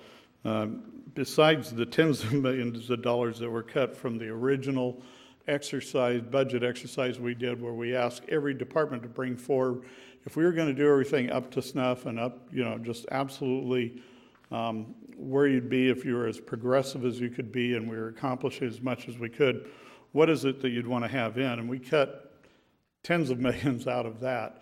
But once we got down to what was a preliminary number, we did another about $4.4 million in cuts prior to this $1.4 million, or nearly $1.4 million. to bring it down to where it had fit as it was. So I just wanted to emphasize that as well. So anyway, these additional cuts with the Park Division total $710,000. Out of the Police Department, over and above the other cuts that we had already done, eliminate 2 intern positions, eliminate a part-time journalist position, eliminate crossing guard grant to school district, reduce SWAT training by 50%, and reduce ammunition usage at the range. All that totaling $239,000 and change. The Economic and Community Development Department, eliminating a human resources marketing campaign we had proposed, $25,000. Eliminate a bid for an Old Town professional services, eliminating economic development data analysis, as well as reducing internal services, special events, and part-time hours. Total of $159,000 of additional cuts over what we had already done. General administration, eliminate city-supported privately run events. These are things like flower festival parades and July 4th barbecues and things like that, totaling $262,000. So those 4, sorry for the general administration, instead of reading six, I'm sorry, I got bad, didn't complete this slide. Altogether, we did get the total of $370,493 of cuts. The numbers up above I need to adjust from what we had been doing. And so that was compared to the assignment of cutting $1,363,000. And that brings us up to speed of where we were at the point that we discontinued our budget discussions the last time around. So, City Manager, when we say closing a park, what does that mean? I mean, obviously the park is still there. Do we fence it off? What does it mean to close a park? It means we stop. We stop having services. We don't have the gazebos available for rent. We stop doing maintenance work, kill off, do the minimum maintenance work that's required and available. If it means erecting a gate, we would, but for the most part, it's cutting your care, the physical care for the park to the minimum, not making it available for access by the general public, and no longer booking usages there. Because again, I don't recommend this. Yeah, I realize that, but you asked I know. Show us what another Sure. $1.4 million in cuts looks like. I'm just trying to understand what it means. If we fenced it off, I mean, obviously then the public's not going to go in there, but public is still going to enter the parks. And let's take, for instance, River Park. So we've got the nice little pond there. Do we drain the pond and a little lake? Is that just becomes swamp? And I'm just asking these questions. Yeah, I have not vetted all of that out. You gave an assignment a week ago, and I spent the lion's share of my waking time in between then working on budget and coming up with this much. I would point out, by the way, if we made this many cuts, we would balance the general fund. For those that understand the reason for this exercise, we would be able to balance the general fund without having to go forward with the ballot measures, and we'd balance it for the 17-19 year. However, for the following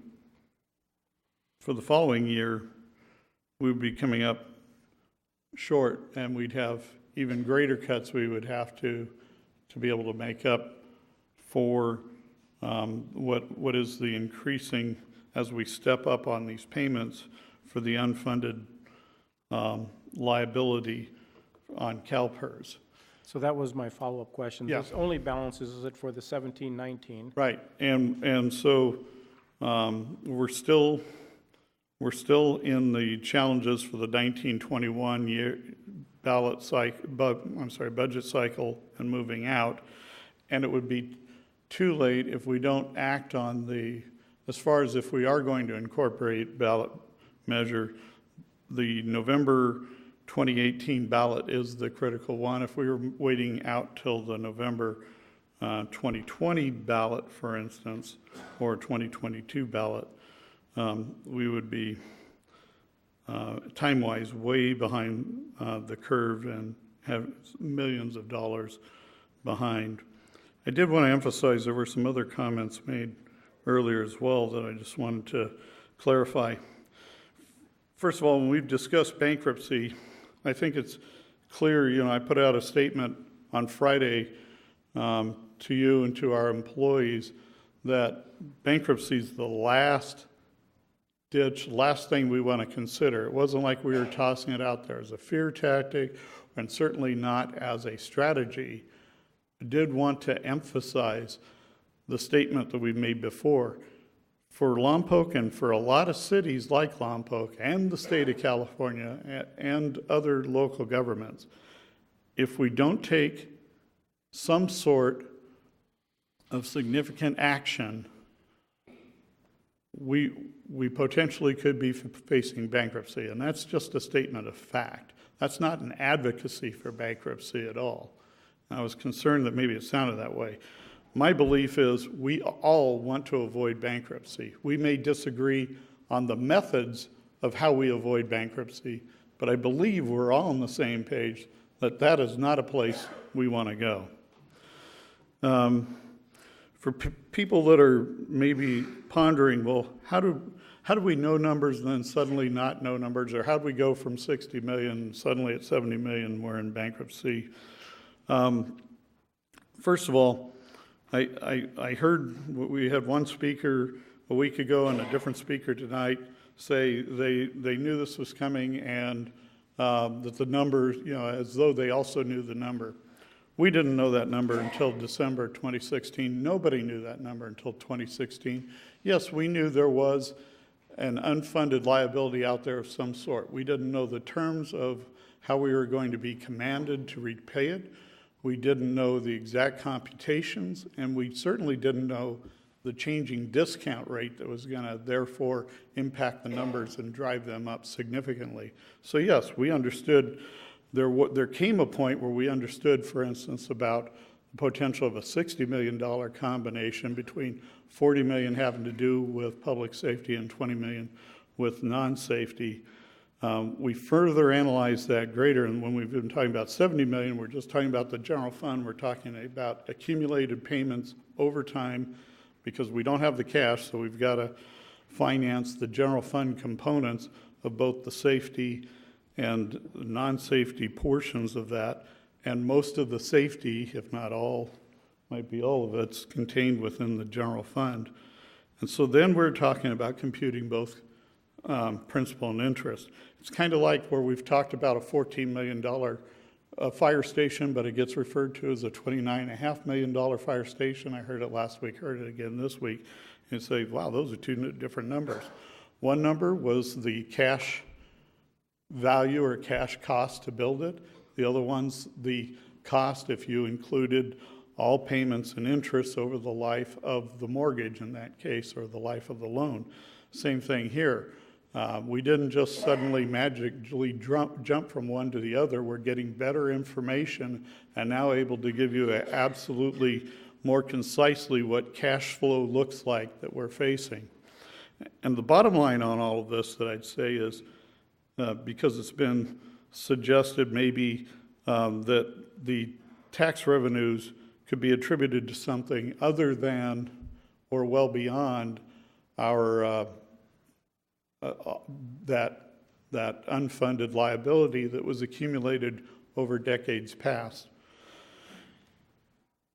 I was the person who recommended to you the 3 ballot measures. I can assure you, if we did not have that CalPERS liability out there, I would not have recommended any of those 3 measures to you, because overall, financially, the city's doing as well as it has in quite some time in making growth within retail sales and other areas that are measurable indicators of the strengthening of our local economy. We're outpacing the growth that's going on at the statewide level. We have been for over a couple of years now. And then with the most recent quarter, we outpaced the sales growth, the retail sales growth of all other cities in Santa Barbara County. So we have some strengths that are going on for us, and but for this gorilla we got to tackle that you didn't ask for, and I certainly didn't sign up for, nonetheless, it's now our privilege to resolve the challenge, and that's what we're trying to do with the proposal of those tax measures. Now, the tax measures, no doubt, do allow us to preserve services that otherwise are going to have to be stripped and cut. And I realize there are multiple valid approaches to this, and there are people that would rather drastically cut services than engage in any sort of tax increase. That's valid. I also understand there are people that would rather preserve the services that are provided from the general fund, police, fire, parks, library, and other things, and see that that they consider that to be a good trade-off between what would be asked on the for those tax provisions and what they would provide and help secure. What I've asked for is to let the voters decide that regardless of your or my personal opinions about the enjoyment or lack thereof of paying taxes, I think it's important to let the citizens make the choice about the services being provided and whether they're willing to pay some amount more to preserve and protect those level of services. Councilmember Osborne.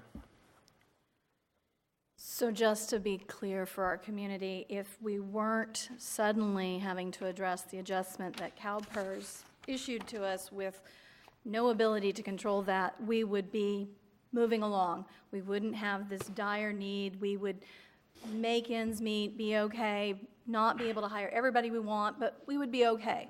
That the bigger issue is this long-term way to deal with, as you say, the gorilla that is stomping toward us. So my biggest concern is that while trying to get our attention about this, we've bantied around the word potential bankruptcy, and I want to completely change that discussion because I think it's very important we move forward on this, because right now we're starting to damage any economic development just by utilizing that word. And I think as a council, we need to change the discussion immediately and say that we seriously understand this problem, the long-term detriment it has to our community, and what taxes, bonds, what are their long-term solutions that we can put in place that will help us get past this and not cause this economic detriment of using that word that has already started for our community, and we were already just precariously climbing out of being recognized as a community that you should come and build in, that you should expand in, that you should stay in.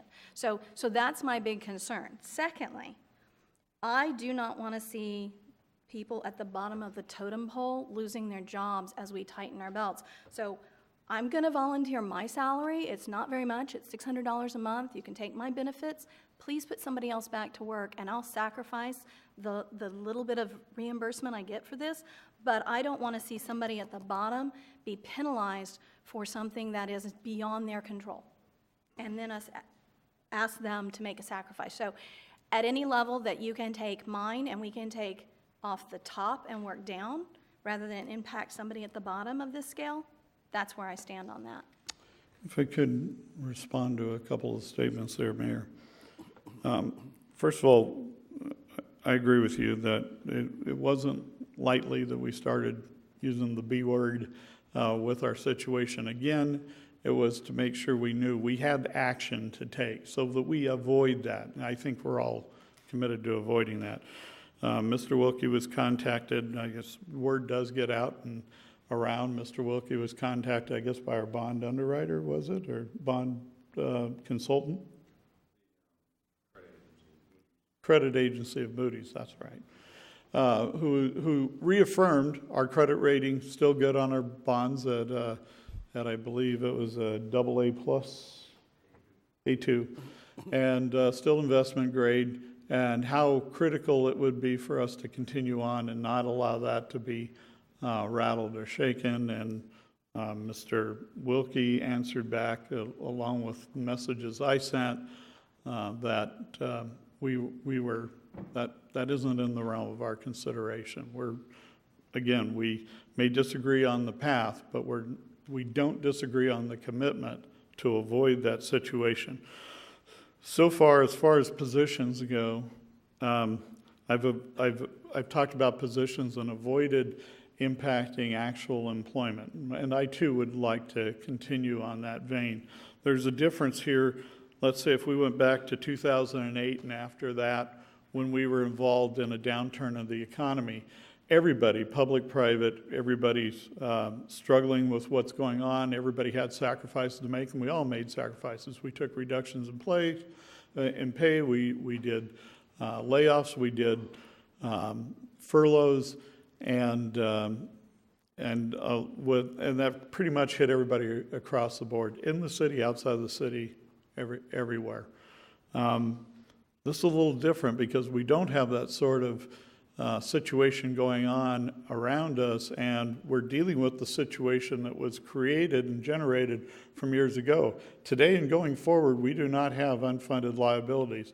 The taxpayer, the Pension Reform Act has come into place and it's been effective. It has reduced the benefits that there are to be paid, and it has increased the employee's portion of the payment of the benefits that are paid.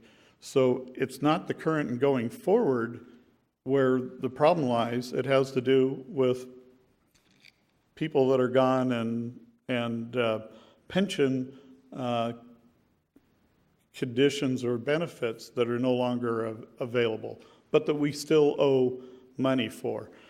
And back then, the city would have, in underfunding its contributions, because it was the employer contribution that was underfunded, not the employee contributions.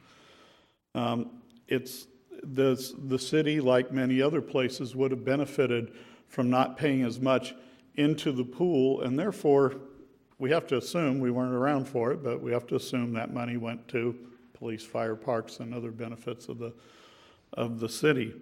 So with all of that knowledge, I would consider it immoral and unethical to try to balance this on the backs of employees, especially at a time when we're having a hard time retaining and being competitive in the marketplace with key positions.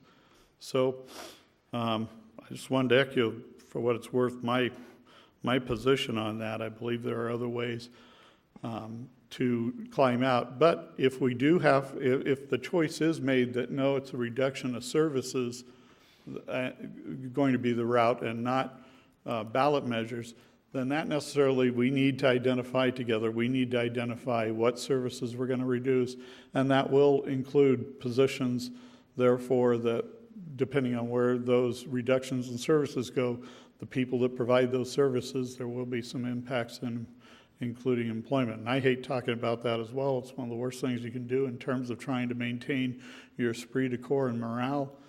But those are the facts. Councilmember Starbuck. Okay, Patrick, there's a couple of things I want to throw out here. Our capital improvement plan from 03 to 17, you review it, nothing was really accomplished on it. You look at our budget now with our new capital improvement plan that you're proposing. In 2021, we've put $3.5 million into a restricted fund for this, if I'm reading it right. And it extrapolates out over the years at many millions of dollars. So at our next meeting on Thursday, if we could get a pretty good, clear explanation on the capital improvement plan and the money that we're going to put into a restricted fund rather than to pay into this PERS. The other thing I'd like to include on Thursday would be adding the victim advocate, the museum, and the chamber somehow in there. The state, I understand, may do a $6 billion bailout. I'm not up on this. I don't know. I've just heard. If that goes through, what will that do to our PERS obligation at that point? I'm going to make a comment here now. I've seen what we want to do, or what you intend to do, if we don't put any ballots on, any tax ballots at all. What I'd like to know is if by Thursday, if you could include the 0.5% sales tax. I don't think that the TOT is a fair tax to include.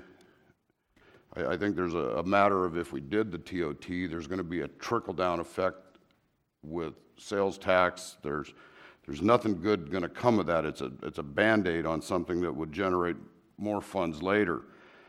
And the 6% enterprise tax, I don't know. I'd really like to look at the 0.5% sales tax increase on that. But, you know, the $6 billion, I've heard it. I don't know anything about it. If anybody had info, I'm just throwing it out there. But I can answer that really easily. That's the state putting money aside for their obligation on their PERS obligations. It's not bailing out cities. It's not bailing out special districts.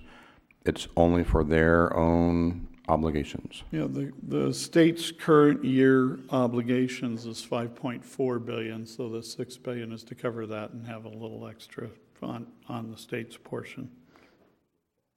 If I can, to clarify on a couple other things, make sure I understand. First of all, if nothing, not answering to anything else, at least to the capital improvement program we built, and we actually built sort of parallel to, but slightly ahead of doing our budget construction. And that again was looking at, well, what do we actually need in all areas going forward? And we needed that information so that we could construct things like an up-to-date, being able to bring up to date our impact fees and things like that. But as we look out, it's only as good as, I'd say, this cycle at best. And remembering, even though we had capital expenditures listed for this year, as it came time for me to do the budget and realizing where we were on not coming up and balancing on the budget, that I stripped out the general funded components of the capital improvement fund, all but for bringing down the old pool. And so even if we were to give you an explanation of where it stood at the time that we created our outlook for 17-19 on the 3 million and the like, we have new information today since we did that. And going into that, once we got to that, into the outer portions of that budget cycle, onto like getting into 1921, then we would be coming back and revisiting that. The idea is get a multi-year outlook, but we still have to update and fine-tune that every couple of years. But you're just looking at the 17-19 capital and wanting to know about that. Well, there is absolutely nothing listed in here in the capital improvement plan for this budget cycle. Okay.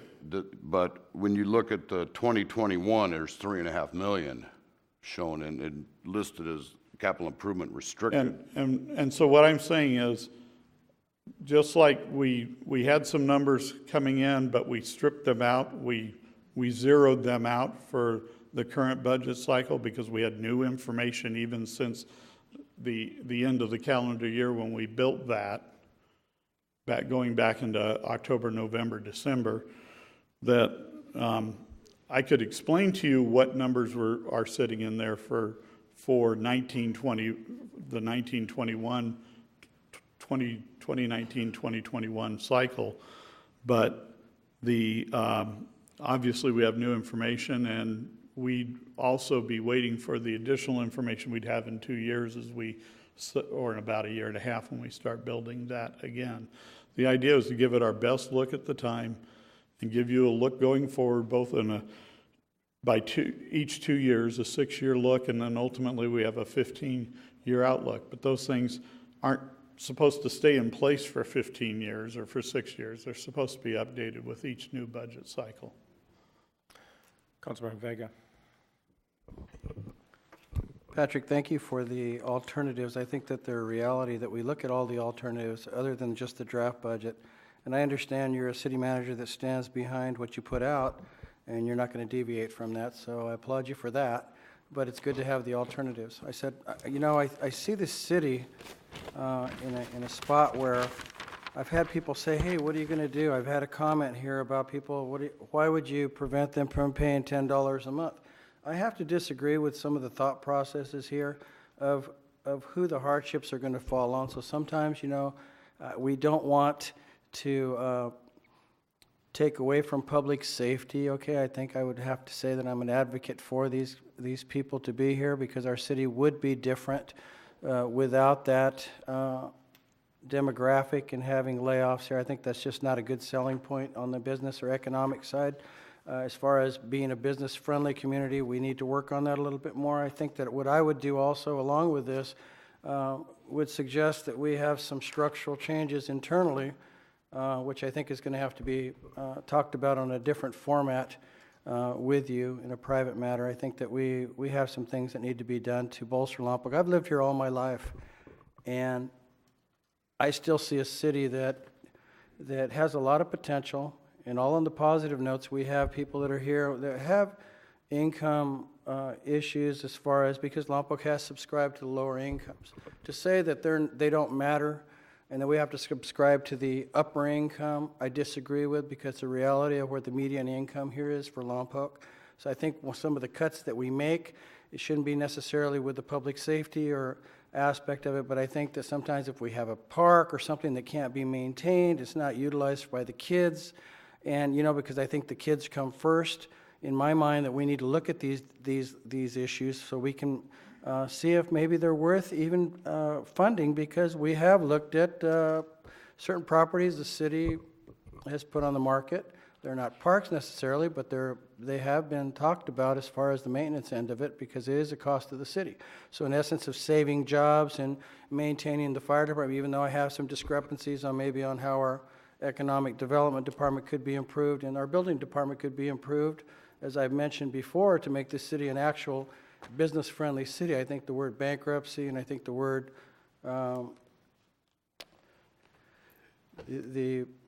the process from which a business can open here, I think I would not support anything that would move forward the TOT tax on the hotels. I think that instead of being rewarded or award anything for building our city, they're actually going to be advocates for building our city.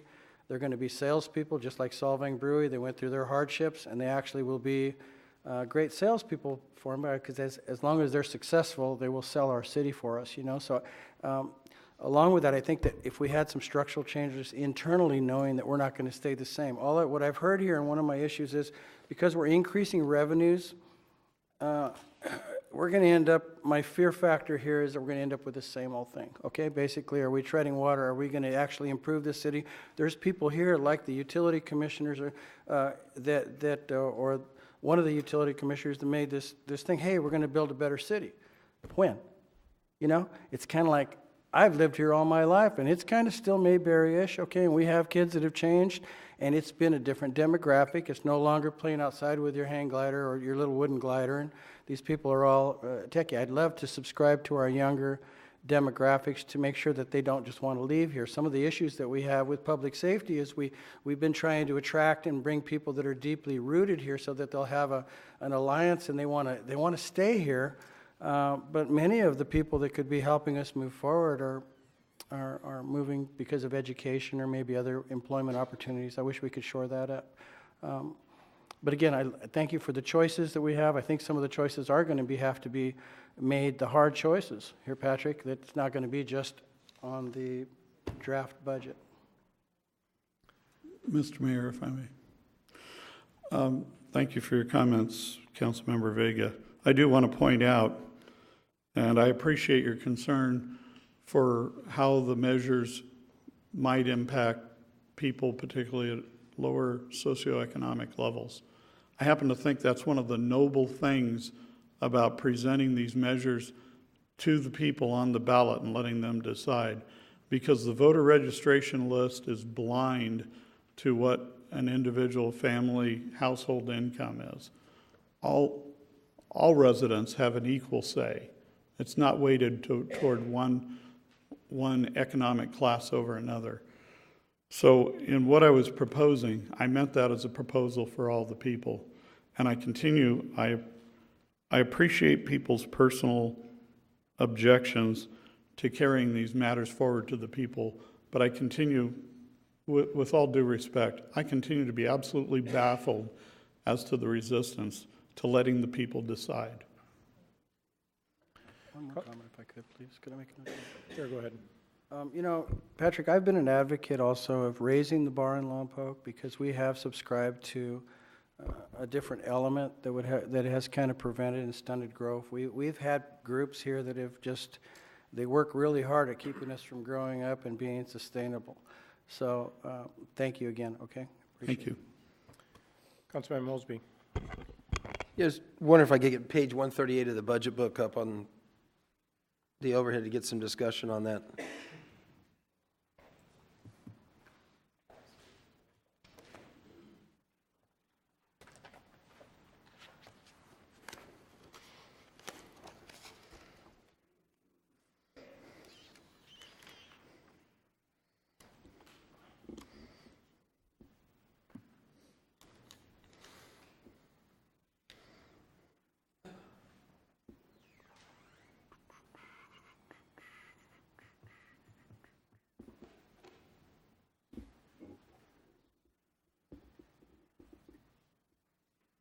Dun, dun, dun, dun, dun.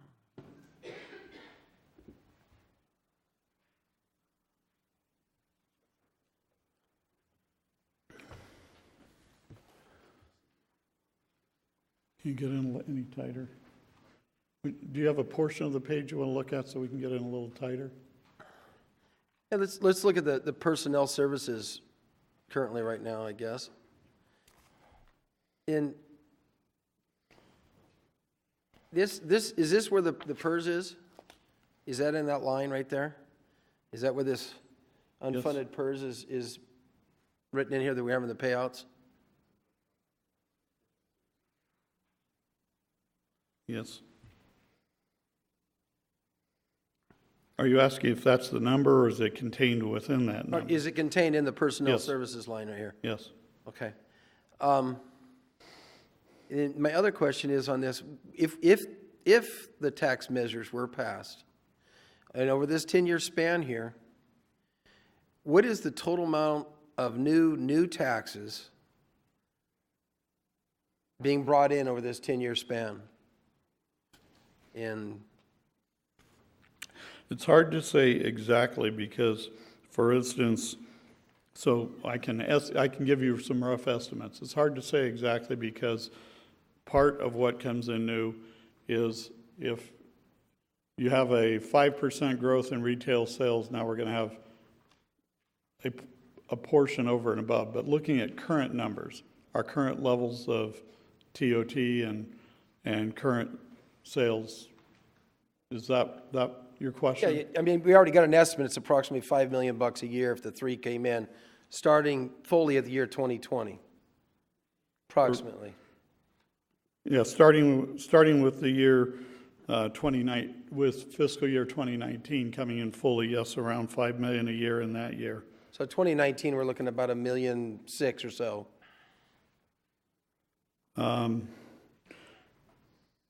Sorry, no. Do you have a few months of that in? No, okay, so do you want to do this in fiscal years or? I was just looking at how the the numbers we have written up here and going by.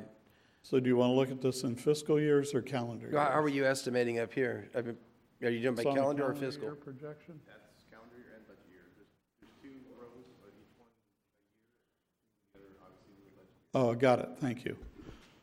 But when we look at 2019, we're looking, when the header says 2019, that means July 1 of 2018 through June 30th of 2019.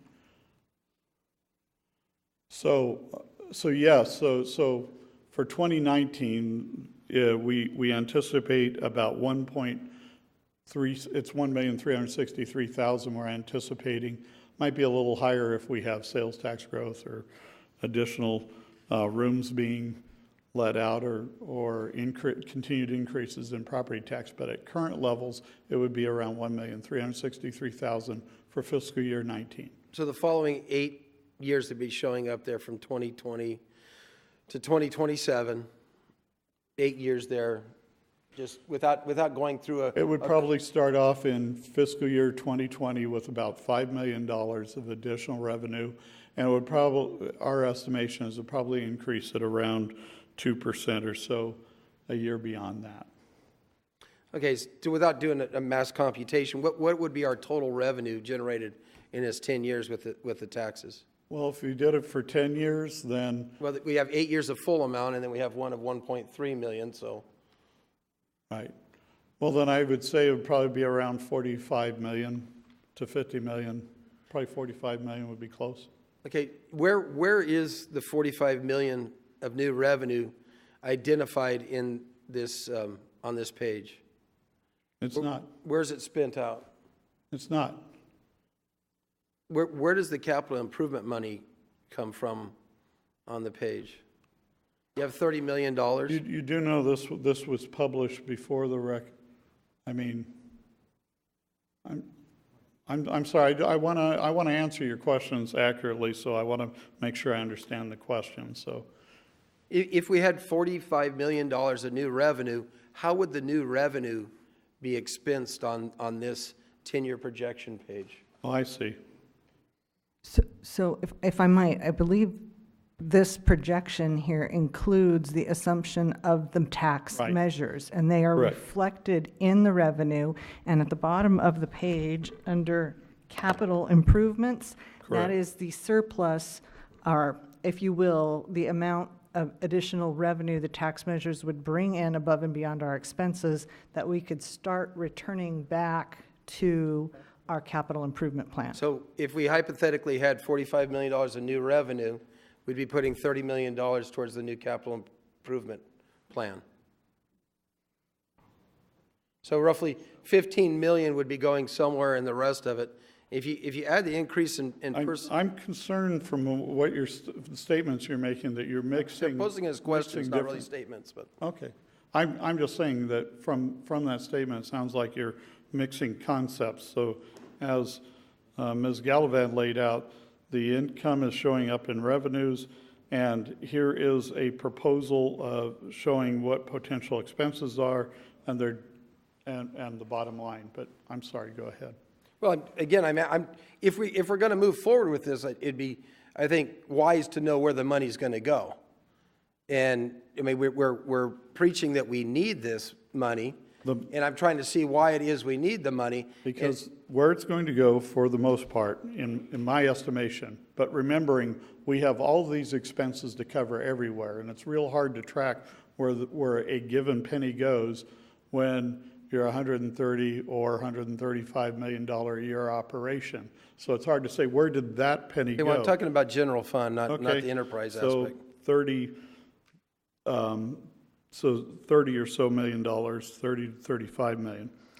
Then what I would say is it's going, the amount that we've proposed is the amount that we believe is going to be necessary over time to pay the unfunded liability that exists, the historic unfunded liability. That's where it's going. And if we didn't have that, we wouldn't be doing the tax measures. They would be offset, and we would then be showing revenues and expenses that would include having, I assume, some capital improvements that look similar to this, that schedule. It looks to me like if we had $45 million of new revenue, $30 million is anticipated to go to capital improvement according to this 10-year projection of the general fund budget. And again, you can say it's going to go to whatever the general fund purpose you want to point to. We've got, in a given year, let's say we're generating with the new taxes $5 million on any given year in the out years. You can see there are total revenues, like for instance in 2023, there's total revenues of $45 million. So I don't know how you can say, I don't know how to say, okay, where's where exactly is 5 million of that going? It's going let me, anywhere. let me be, maybe make it a little simpler. If in that, using that same year, 2023, and we brought in $45 million in revenue, and our total expenses was $40 million, and I would assume somewhere in that 45 million, the 5 million and change of new tax revenue is there. It looks to me like we have $5 million more than our expenses are that are lined up in here, and then you would be able to put another $5 million into, so it looks like at the year 2023, the money coming in from the tax revenue would be going to a capital improvement plan. Let me have another display for you.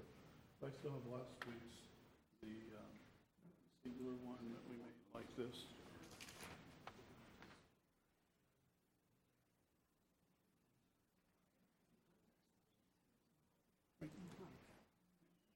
That's what I'm going to put it. 30. So what he's talking about right here is a difference right here. That's where I think he wants to know where this money's going to. The difference between the income and the expenses. So using that same year, 2023, let me point out what's going on with our projection. If you look over on the far right column, which is projecting 2023 and 2025, we would project that for that 2-year cycle, the amount of money coming in from the 3 tax measures would be about $10.5 million. We expect our unfunded liability obligation in that particular budget cycle to be at $11.5 million. So where all the tax money is going is paying $10.5 million of the $11.5 million there, and we're going to pick up another $1 million. Our plan is through the other economic growth, because if you'll notice, on which page of the budget is that? On page 137 of the budget, just the page before the chart you're pointing out, are general fund 10-year projection assumptions on growth that's occurring, both growth in costs and growth in revenues that are unrelated to this particular sort of issue. But if you can go back to 138. Sure. Can you go back to 138, please?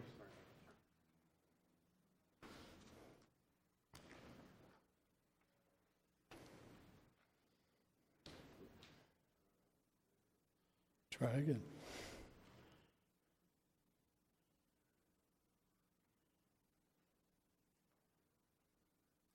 You see where it is?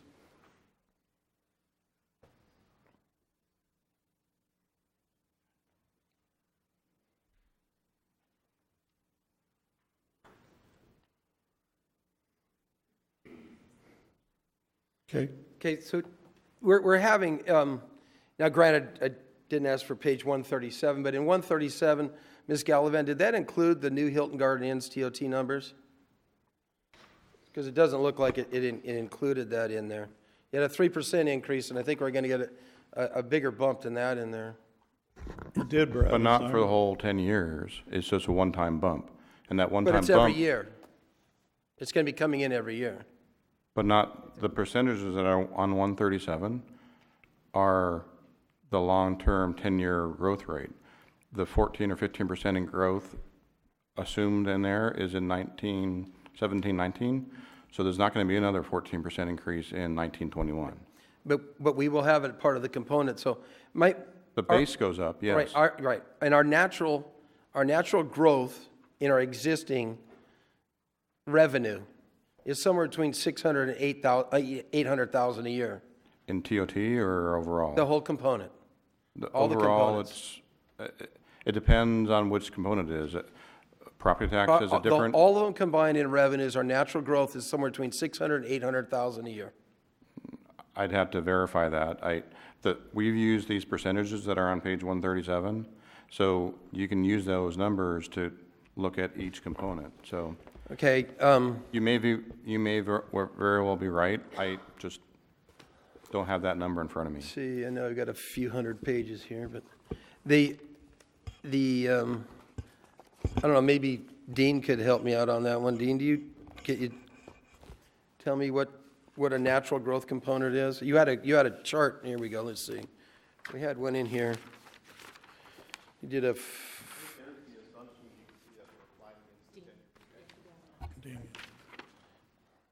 These are the assumptions that are, basically we took a baseline. We took the current budget and we just added these assumptions going forward. Of course, you can't really see the CalPERS because it's lumpy. right, and what I'll go back to is page 3 of a report that you did earlier in May. And your estimation in here was from 14 million to 14.6. Yeah, and well, that's actually Brad's, but and we are thinking that we're going to see a little bit more revenue growth in this budget cycle, and one of them is because of the Hotel Hilton Gardens, and so it's not going to keep going up that rate, but the assumptions that we applied against TOT is 3%, and that's actually, and 3.5 is actually, I think, towards property tax, pretty aggressive, really. We're hoping that houses will sell and they'll. It's not quite as aggressive as the last budget cycle, but yeah, I got you. Yeah. So what I'm getting at here is the revenue. So we have roughly 6 years, and I won't beat that component up, but we have roughly 6 years moving forward to the year 2023. And if we have, let's be a little bit happy and say we're going to get 800,000 a year going in through there of increase. In other words, 6 years, that gives us $4.8 million. Unfortunately, it's a balanced budget, and you're also seeing that be eroded from the increase in just, cost of living for materials. Right, there is an inflationary aspect, and I'm not putting on the table and overcomplicating it with multiple layers. But if you had the natural increase, which brings you in about 4.8 million, and if we started off in 2018 at 34 million, and if you add that together by the year 2023, we're looking at an expense, total expenses to be 40 million. So adding call it 5 to 34 million, 34.4, that puts you about 39.4. So that puts you roughly about $1 million off in that year, just with the natural growth component in there. So we have $5 million more in revenue coming in through the new taxes, yet you have a surplus of $4 to $5 million of these new taxes. It takes a while. It takes a while to catch up. What I'm getting at is I don't think the sky is falling like what we were looking at before. And what I'm getting at is if we get this instead of going, I spent quite a few hours going over this document. I spent an hour with you earlier today going over this document as well to verify the numbers that I was looking at are here. And what I'm getting at is if we generate 40, 45, 41, $42 million over the next 10 years in here, most of it's lined up to go into capital programs of $30 million. And we can survive with roughly a $10 to $12 million in increase over the next 10 years, according to this general fund, page 138 anyways. Again, let me go back to this other page that we presented.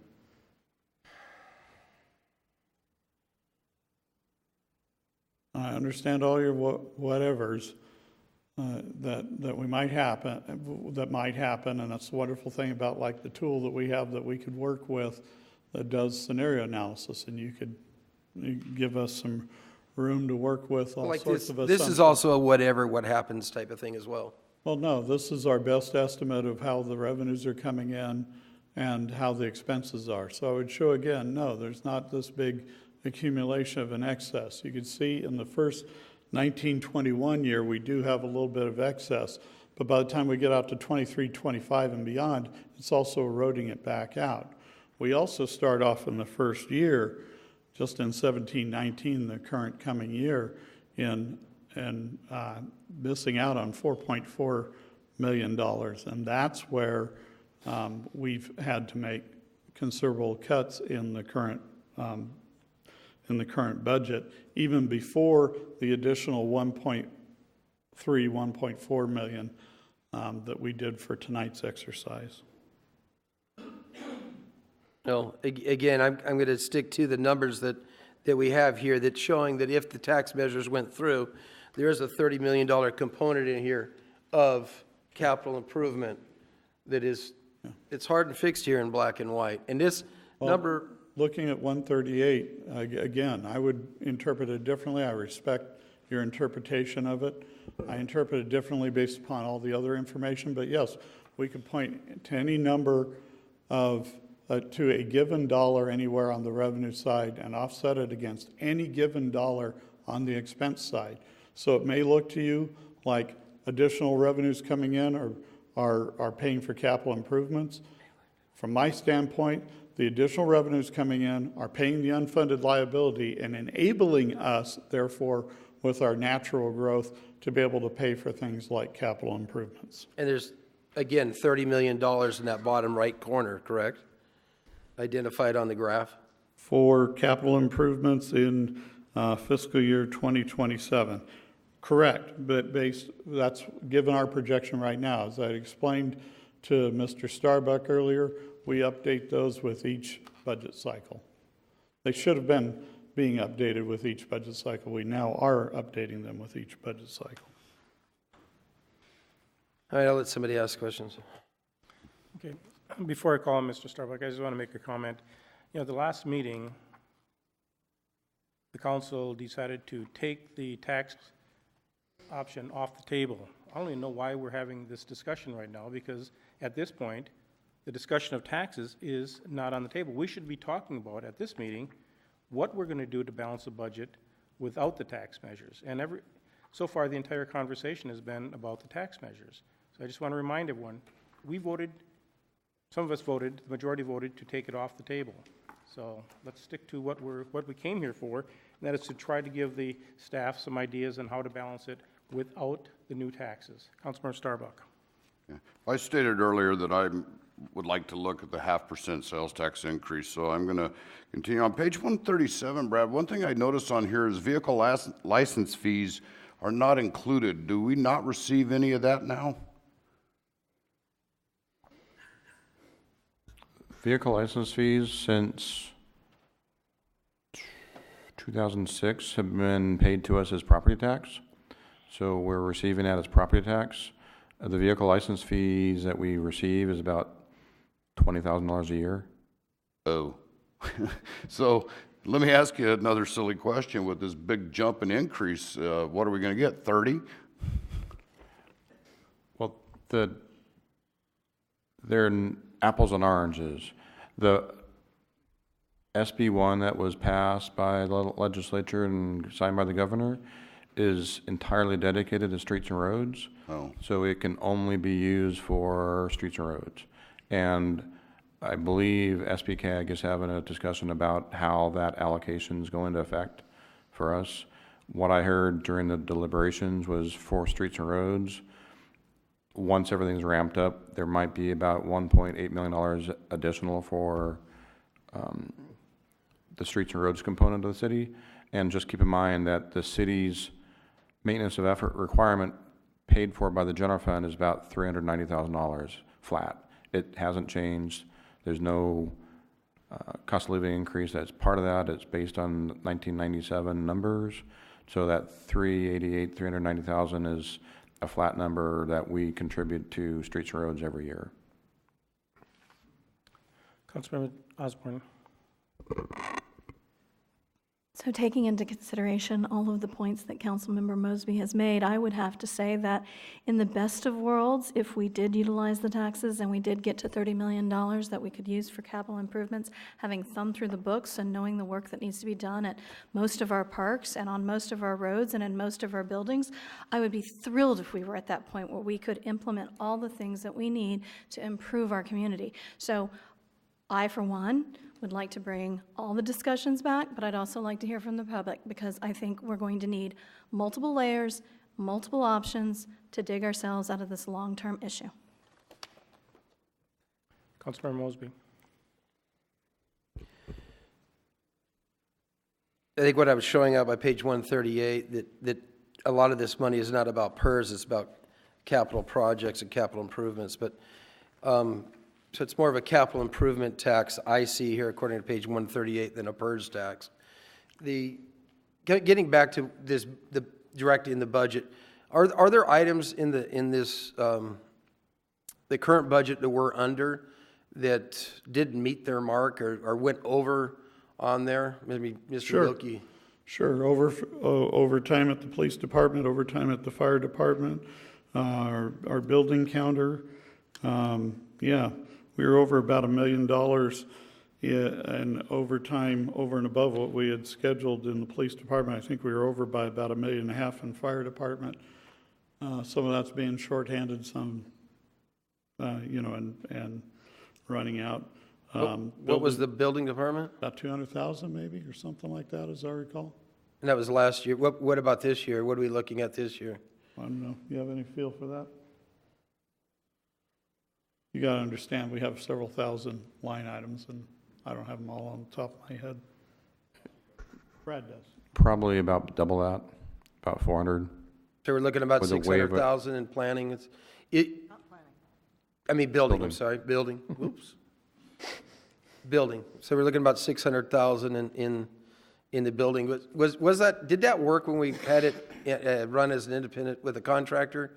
As far as money-wise, where were we sitting on that as far as deficits? Well, just keep in mind that the contractor left because they weren't making enough money. So it's kind of hard to take a look at that compared to how we're doing it now. The one thing that became apparent is that we need to review the valuations that are the basis for the charges that are included in building permits, and that's actively going on right now. It's going to be difficult if we only got one guy installing one widget a year. We can't really pay the whole building department counter on one installation. So, you got to be careful of that too. Sure, but we also need to make sure it's not like you can make it up, and as you're pointing out, you can't make it up in volume. You have to make sure each and every deal that people are paying their fair share. All right, so we have a $600,000 in building. We also brought in the library department, and did that cost us more when we brought it under our wing as when it was by the decision was it was going to increase us, I think, by probably about $600,000 a year. And so we have about another $600,000 a year. Is that what we had by bringing the library under? Sound about right? That's what I remember. What is the reasoning? What caused that? Because it was going to close. If the choice was kick in or close. No, I got you. But what was the increase more on the $600,000 a year? Well, I think mostly it went to pay and benefits, because we had the vast majority of the people working at the library were part-time and non-library professionals. And so there was a decision. Well, first of all, the first decision that was offered was because we couldn't continue on where we were sort of exposed from a liability standpoint for all the employees and the like, and on the other hand, not be able to direct the employees. So that's why we arrived at the decision that either the library, which at the time was being governed by an independent board of trustees, that either they would have to take the entire operation under their wing, do their own payroll, do their own HR, hiring, discipline, firing. They'd take care of their building. They'd do everything where it wasn't us, or it would come in as a department, and if it came in as a department, we were going to make sure that it performed in a professional manner. And I know one time there was a discussion about a library tax here not too long ago, and nothing. I was never part of that, okay. So must have been before my time. We got rid of the volunteer aspects of the library. That was something else do we still have a lot of volunteers at the library? Yeah.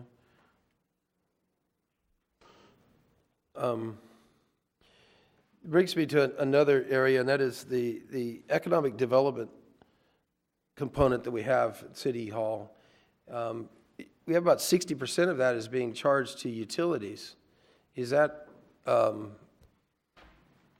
trying to figure out what the benefit is to utilities, and with the justification of 60% of economic development being charged to the utilities. If we're expanding our business base, then there's also an expansion for the utility business base, but I don't know if one of you want to speak to the methodology of how those costs are spread citywide.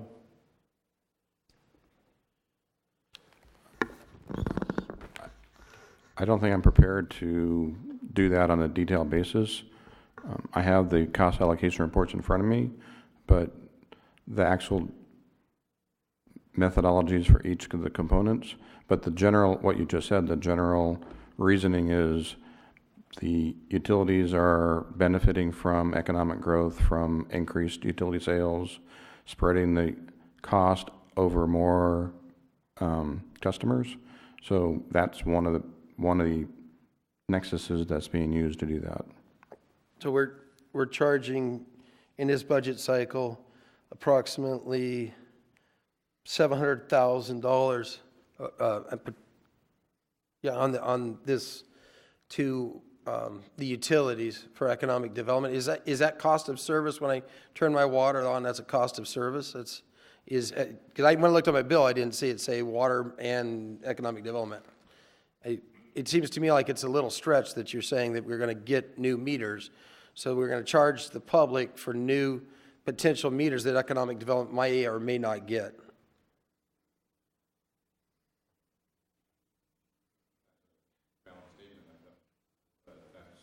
You need to be on.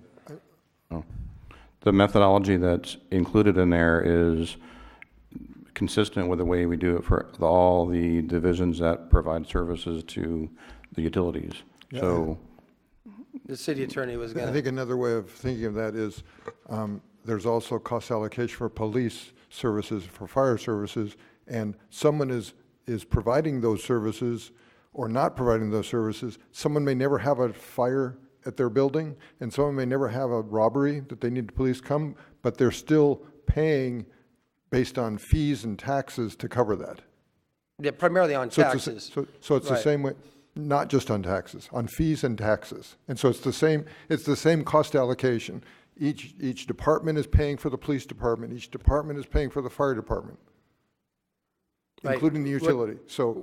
Because we didn't used to pay for that when we had our water. We didn't have the economic development component, part of our water or sewer or otherwise. I think this was a discussion that came up a couple of meetings ago, and I know Councilmember Vega was concerned, is that we raised the rates and more revenue is generated, and it seems to be going other directions. And this is, I believe, one of those items that came about. I don't know when the economic development part was brought about that people realized that what was going to happen is it's going to, when you pay your water and your sewer and your electric, that you're also going to be paying for this economic development component. And So in 2011, redevelopment was abolished by the state of California. Most of the economic development activities by the city were performed using tax increments that were not an additional charge to anybody in the city.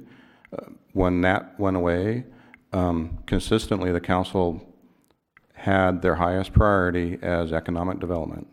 That priority was included in the budgets in the methodology that's being used today in the last 3 budgets. So that's the basic reason for why that's there, because it was the council's #1 priority for, I want to say, at least 4 years, if not more than that. And I'm not necessarily opposed to that aspect of it. Of economic, I agree, economic development is important. When I saw how large of a component the utilities, what percentage they were paying for it, I was astonished that it was that much. And likewise, we have, in the cost allocation book, we have the new public information and community relations, and that's $298,000 for that. I guess it was part of economic development before. Now you're pulling it off by itself. But we have 65% of that components being charged to utilities as well. And then I just believe that, as Councilmember Vega was saying, that we raise utility rates and we find other ways. We know the general fund has its issues. We understand that. But it seems like every time the utilities gain a little more revenue, there's other ways. Purchasing, as an example, approximately 96% of purchasing is being charged to the utilities. And 60%. if I'm not mistaken, that particular number is arrived at based upon a study of how much purchasing activity is done by utilities. Well, I did ask Mr. Wilkie this the other day and wasn't sure. I do have some conflicting information. I haven't been totally able to verify whether it was by the unit or by the cost. Some of the items go by cost. Yeah. And as an example, or revenue generation, like we do with city administration, 74% in this set is being charged to utilities. So 74% of city admin. Now, it was referenced to me that was because of the revenue generated by the utilities. It wasn't that city admin is spending that much time, it was the revenue aspect behind it.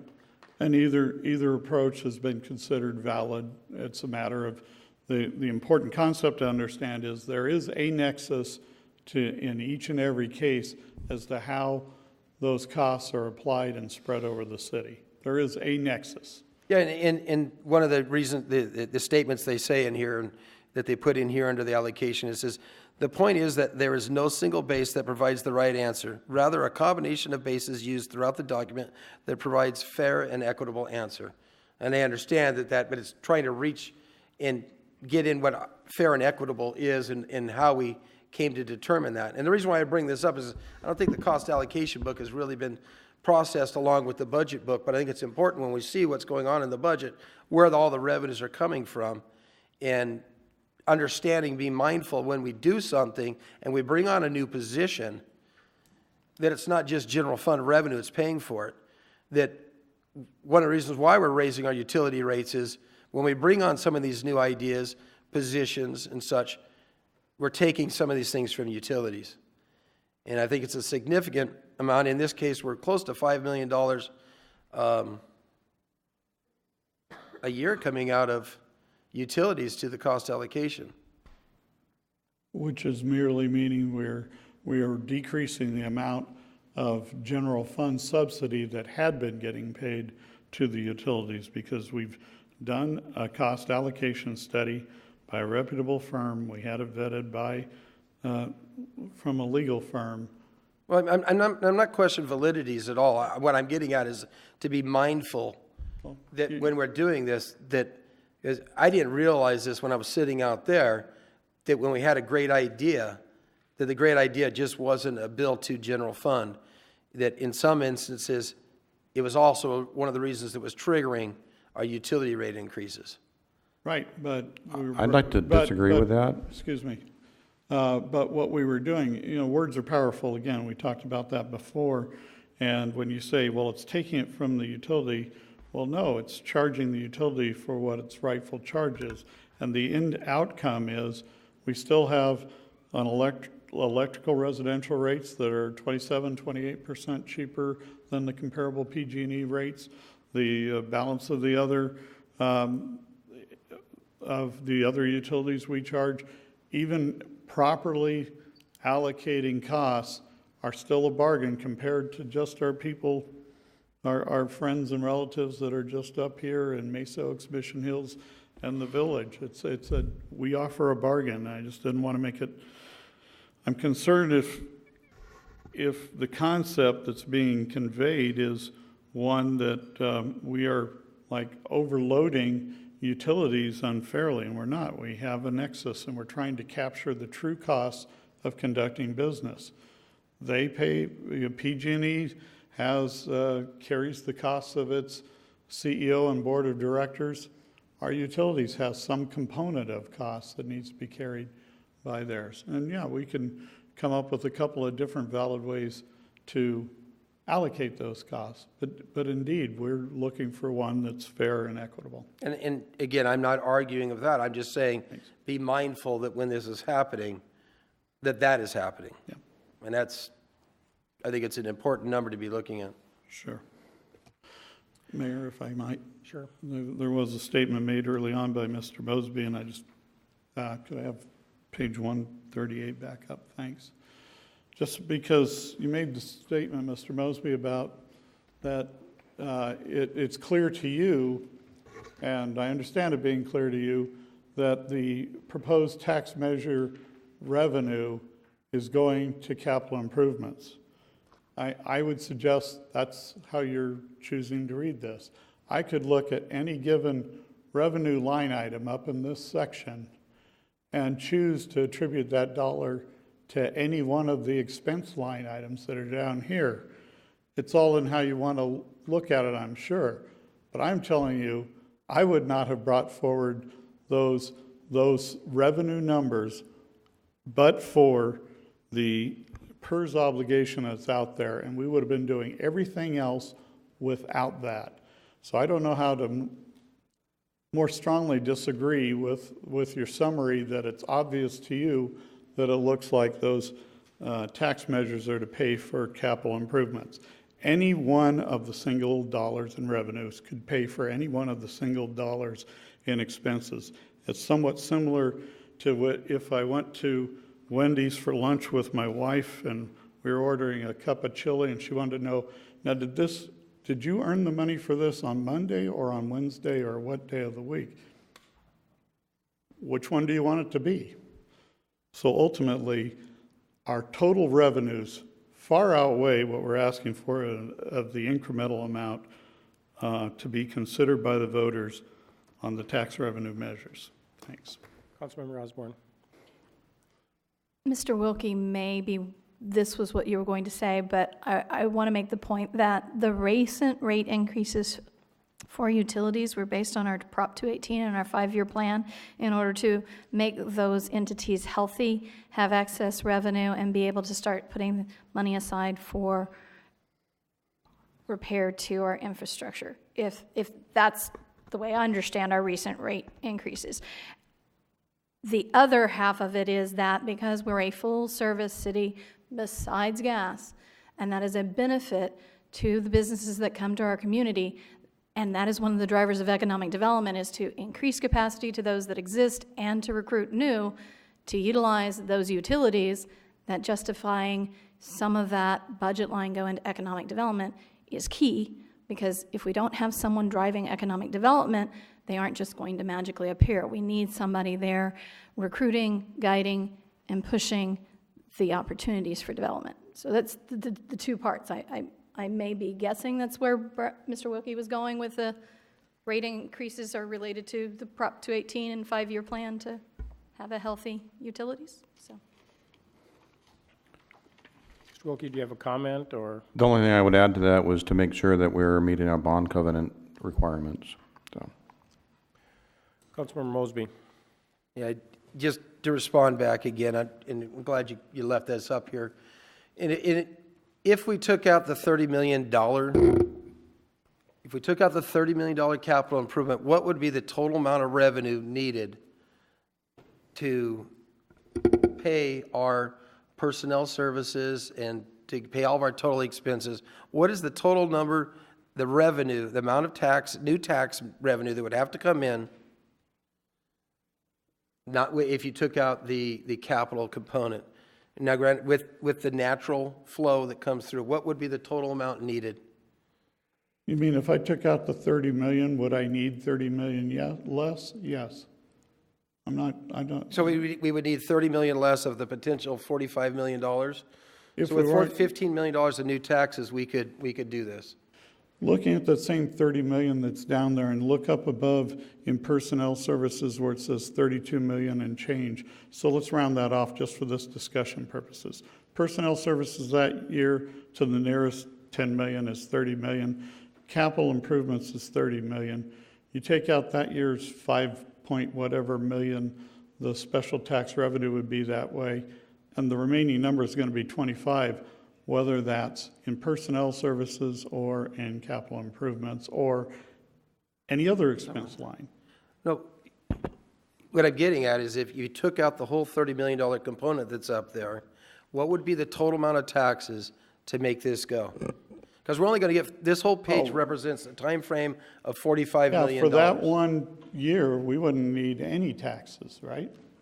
If we said, we aren't going to build, we're going to allow ourselves to slip into $30 million worth of arrears and capital improvements in that year and spend zero, then we wouldn't need any money because our tax revenue is less than the capital improvements. So if that's your point, then yeah, I'd agree with that. And again, getting at the whole picture, you came up and said earlier that we'd have approximately $45 million of total new revenue coming in here, an estimate. Over a spread of. That 10-year. Over a spread of the years you indicated. So if we took the $30 million capital improvement component out, we would have $15 million of taxes that we would need to generate to pay our bills. Or we'd have 75 million to add to the 45 million we brought in, but you would also have $30 million less in capital improvements you had done. So $15 million in new taxes would cover our bills as long as we didn't have a capital improvement component in there.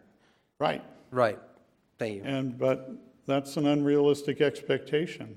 We've recognized on this council has voted recognizing that infrastructure, the maintenance of infrastructure is a priority.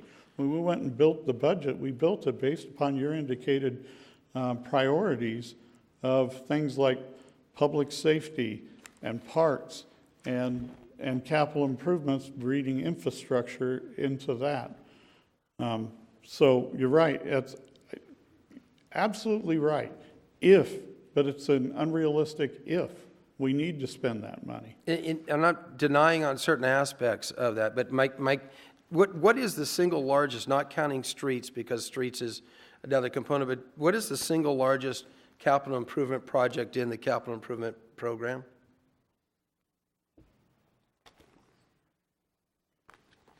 Do you have that one?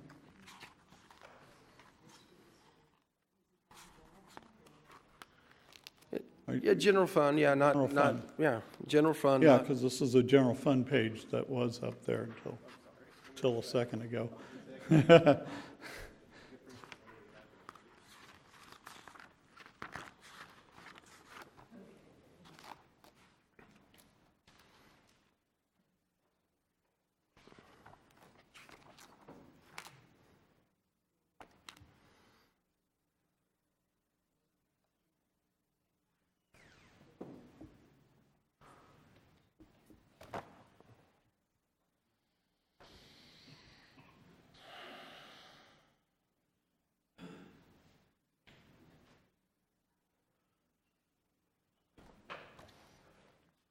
It probably would have been fire station, but we've taken that out.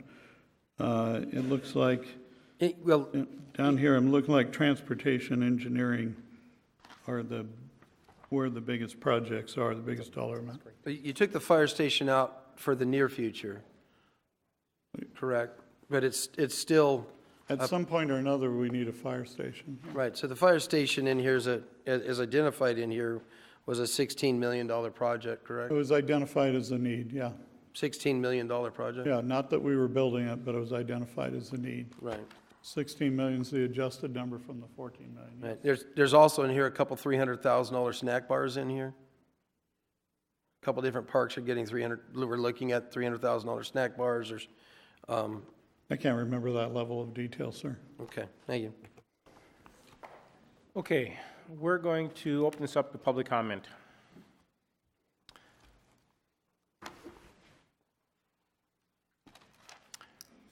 Seeing no one rise. Oh, I'm sorry, go ahead.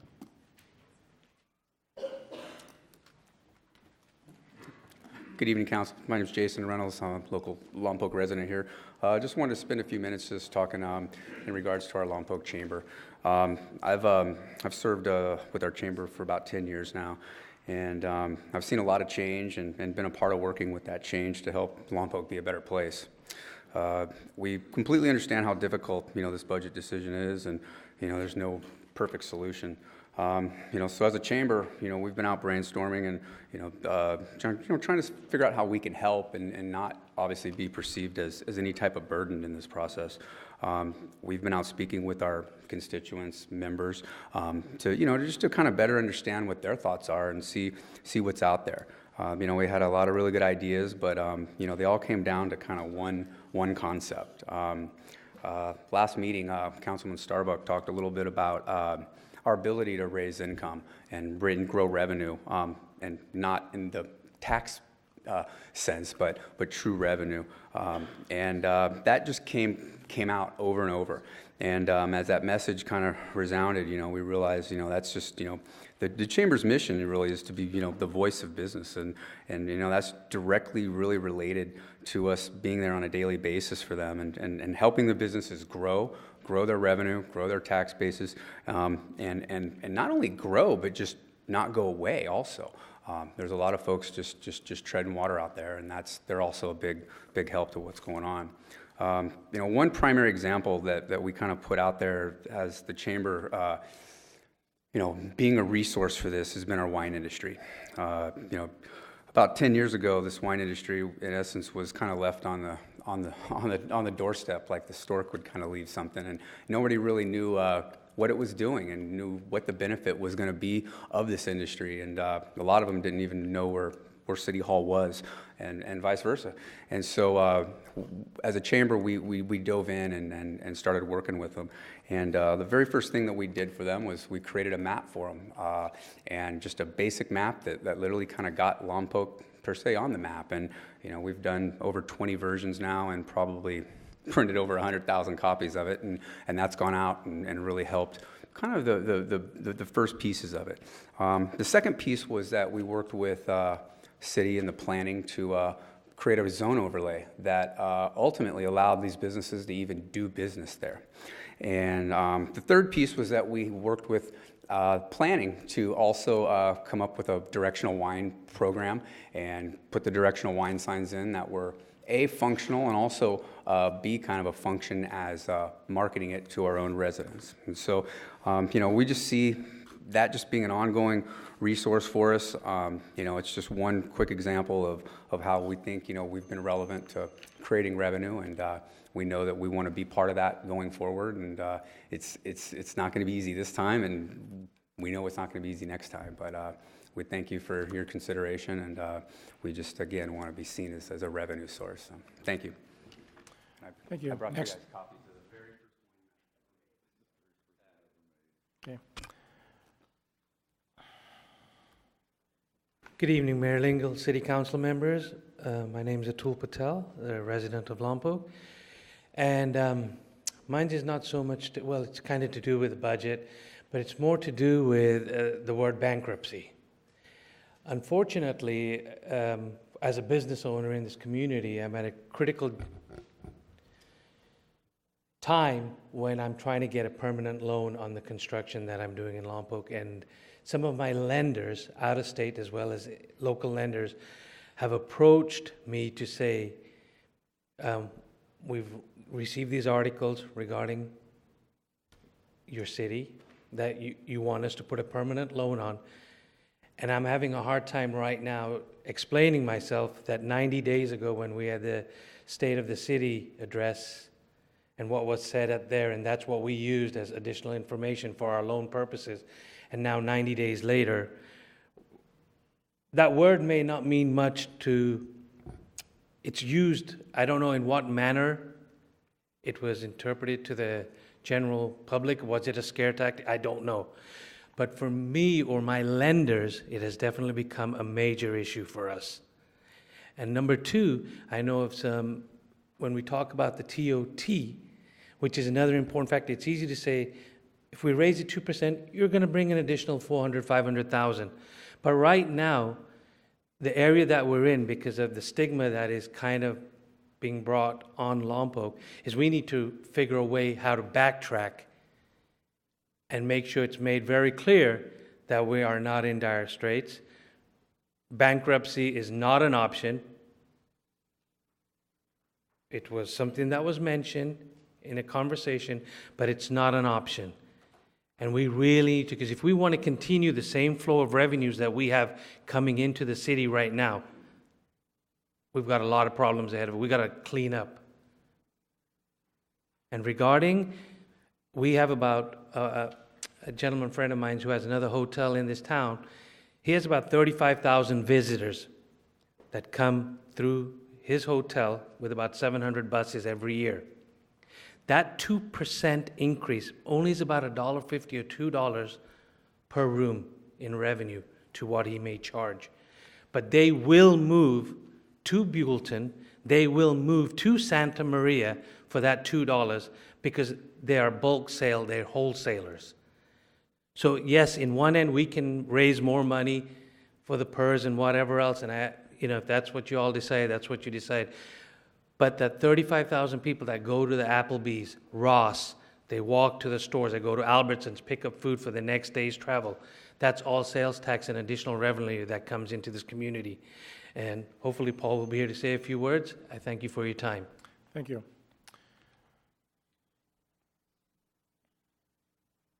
Hi, my name is Paul Patel, and I run the Lompoc Valley Inn and Suites. And we have 218 rooms, and 50% of our rooms are wholesaled. We've been doing this business since the economy failed, and we built that business up. And excuse me, most of these buses don't come to Lompoc to visit. They're called through buses. They're on a very structured time frame and a very structured cost. They're foreign companies that are stopping in different towns. Our competitive set is Buellton. Our competitive set is Santa Maria. We compete with them because we undercut the pricing. And the pricing goes anywhere from 25 cents to $1, and it's that competitive. 700 buses are coming in. There's probably 4 buses today. The other component is that when these buses come in, they eat in town, and they shop at some of the shopping centers. If you go down the street between 6 and 8 o'clock, you'll see 100, 200 people walking, and they're going to restaurants. And so you could lose that business. And so I think you should really consider the 2% increase. Thank you. Thank you. Next, please. And just as a reminder, at this point, taxes are completely off the table, so we're not even discussing that anymore at this point. Good evening again. John Lynn, Lompoc resident. Just to touch on that bankruptcy word one last time, I was having a discussion with a national retailer about Lompoc a few weeks ago, and they actually called me while I was out of state and said, "Hey, what's up with this bankruptcy of the city?" I said, no, that's just a word that came up in conversation. It's not a reality. He said, "Well, we're concerned about that." I said, "Well, wait till the budget passes, and that too shall pass." So my main purpose for coming up here is to talk to you about alternatives. Obviously, a tax increase that's off the table is one alternative, but there are some others. And, this evening the city administrator presented some I hadn't thought of. I probably wouldn't have thought to close a park.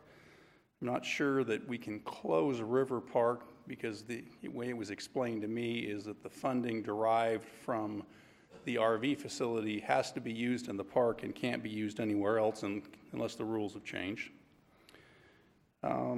Perhaps the council and the staff need to consider eliminating some of the staff positions that were created in the last budget cycle, or some of the staff positions that are being proposed in this budget cycle. Perhaps there are some staff positions that will be excess when the new computer system is in place, and we can plan to move those people to other jobs. Perhaps we need to look at the library costs, which when I was on the council, we were told that there wouldn't be no cost increase to the city by moving that over. In fact, there was some anticipation that there could possibly be a slight decrease. Clearly, that didn't work out. We should look at what we have gained with our economic development program. It's been in place for several years since I left office. What have we gained from it? What's our return on our investment? Is that worthwhile?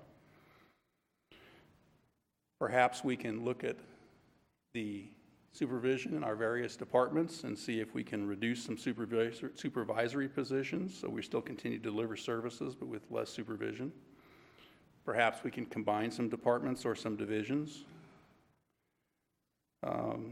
Perhaps we should look at to a point another speaker made, we should look at the pay changes for our senior staff between 2013 and today and see if those are higher than we would have expected, and do we need to review those? And then I think probably more importantly than anything else, we need to look at what some other cities are doing. There are a number of cities that are very similar to us, and we should reach out to them and go, what are you doing? So your job is to tell staff to go look at things. And here's a few of the things I suggest you look at. Thank you. Thank you, sir. Next, please.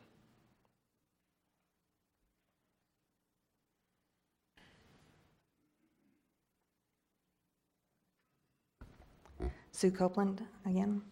I think one of the things that's difficult sitting in the audience without the full budget to look at that is not being able to see the current year budget, where we are currently and where we've been the last couple of years, and where we're increasing our costs. Because in the audience, what it sounded like was that our budget started out with a Disneyland wish list. You know, what would you ultimately like to see in your department to have the best city possible? And I think, and then saying, well, we've cut down a lot from that. I don't think, and I may have misconstrued or misunderstood what you said, but I don't start with my personal budget thinking, well, gosh, if I was, you know, earning $10,000 more, what would I do?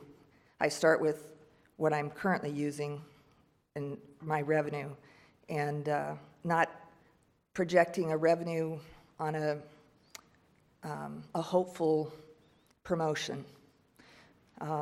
So to establish our budgets on hopeful increases, I think is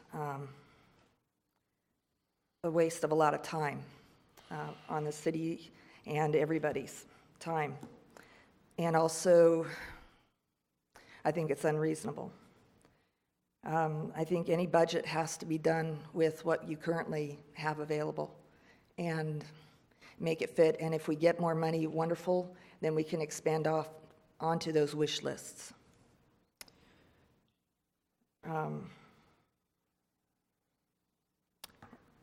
I won't, well, listed on our proposed future agenda items, you know, it's still up there, the multi-sports complex and the new fire station, you know, as unscheduled items to still be talking about when we're facing this deficit.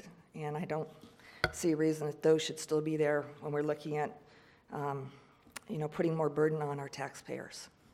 Thank you. Thank you. Next, please.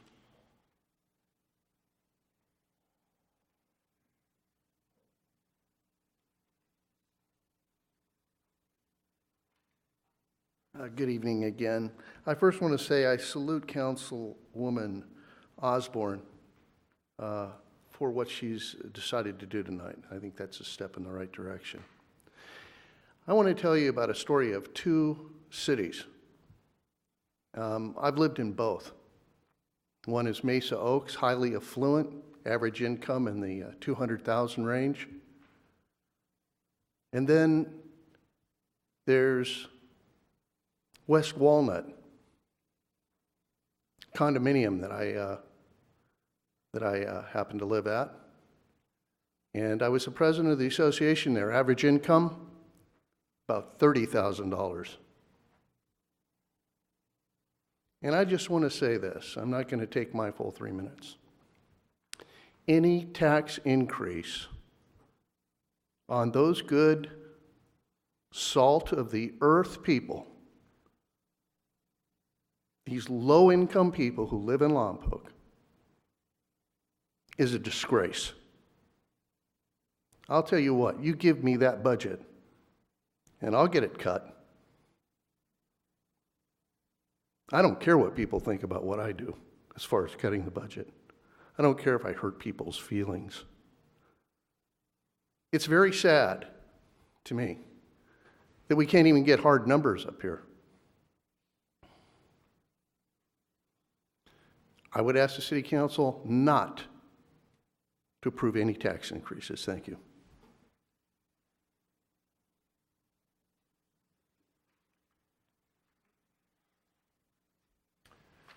Tim Smith, just a quick comment. Regarding taxes, it's equally the case that if you have any intention, if this should result in a significant cut in service, if it should result in the shuttering of parks or other facilities of the city in order to get this budget to balance. I really believe that this is California. That really needs to come before the voters to see if there's an alternative of using taxes before we cut services. Everybody gets to vote on it, not just one person, but everybody should have that option. I don't think that just the individuals in this room or the 5 of our council members, all of whom I respect a great deal, are really empowered to take on that big of a decision on their own. I think it needs to come to the voters if it comes to that. And so I would say that cut in service is just as important as raising taxes. It's a big deal to many of the people in our community. It should come to the community to vote on. Thank you. Next, please. Okay, seeing no one rise, we're going to close public comment and bring it back to the council. Okay, I just want to remind us, everyone here, that at this point, taxes are off the table. We're not discussing those. So if we want to concentrate on giving staff some recommendations, we were all presented with the tool to go through the budget, take something away, add something up. I don't know if anyone actually utilized that tool and maybe has some recommendations, but at this point, I think we need to concentrate on giving staff some guidance on, and it is services. I don't think we need to get into the weeds and say that this position should be eliminated. If we want to direct staff to look at positions, that's different, but I think that's up to the city administrator to decide what position or positions you want them to look at. But for clarification, Mr. City Attorney, there's 2 things that came up.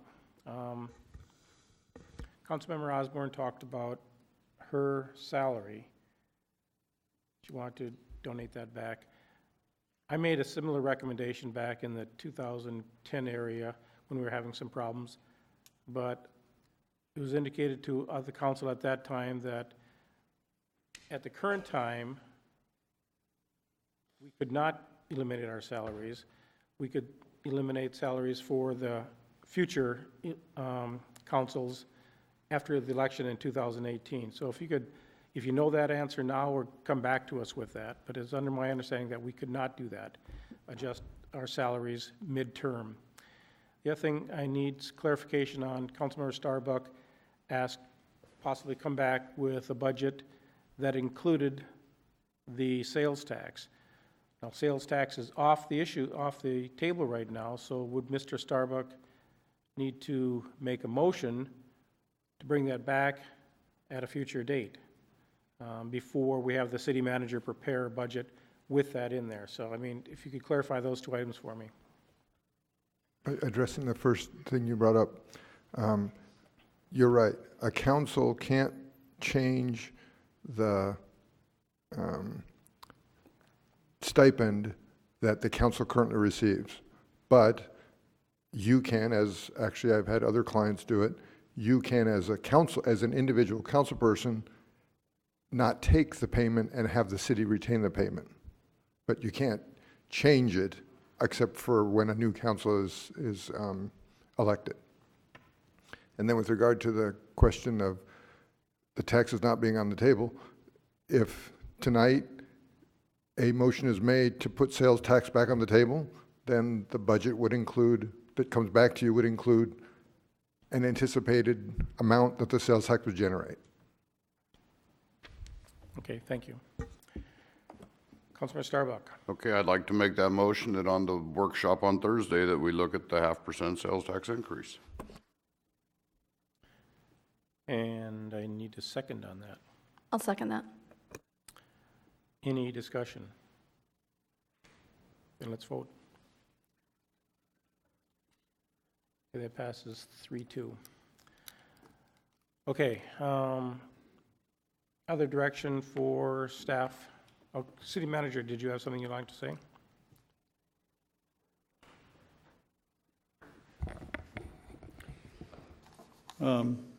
Quickly, because I think Mr. Starbuck had two things, and one was on the revenue side, looking at putting the half-cent sales tax in, but you'd also mentioned seeing the restoration, you mentioned the victim as advocate, the museum and the chamber. Is that, I'm just looking for some direction on what it is you want to see. I would make that motion. Yeah. If you won't make it. Well, I would point out real quickly, I can tell you right now that according to our chart, our half-cent sales tax anticipates generating for this budget cycle about $615,000. And the cuts we made for the various entities was around 600 and something thousand, right? So if you've accomplished that, I mean, we can show you the number and how it comes out, but basically we would add in $615,000 worth of revenue, and we'd add in the 600 and something thousand dollars worth of expenses. And so the cuts I showed you would still be showing as cuts, and the previous cuts we had done would still be there. And that would be, but for those restoration of those, support for those agencies.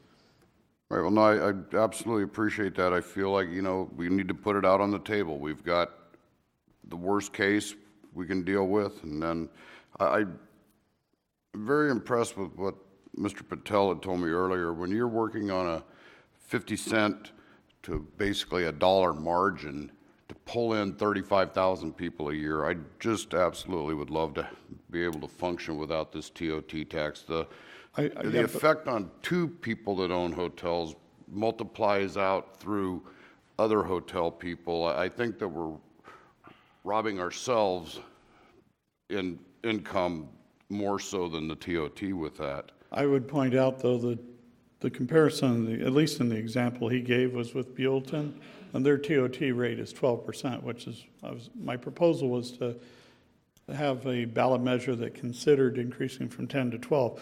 So the $2 difference doesn't come from the TOT.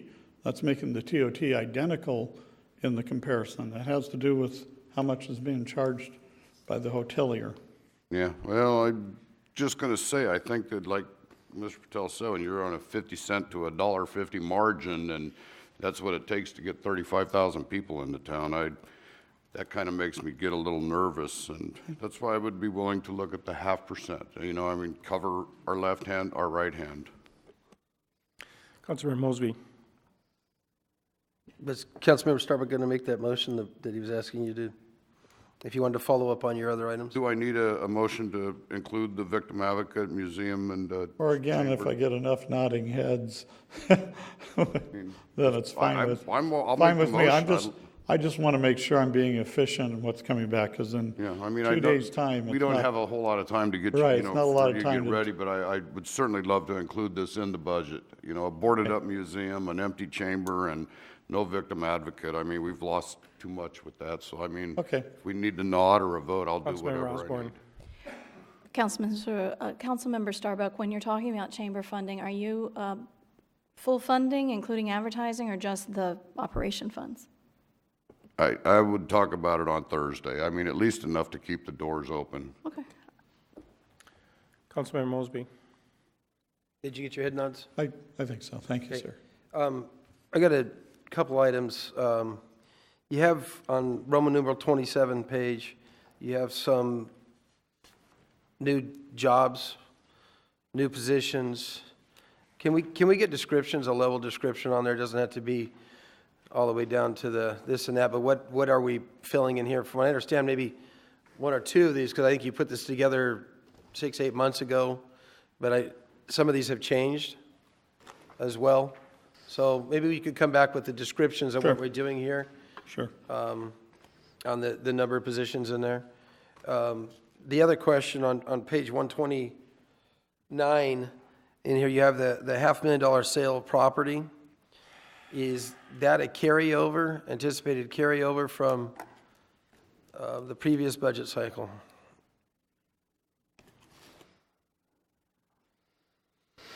No, it was a new number.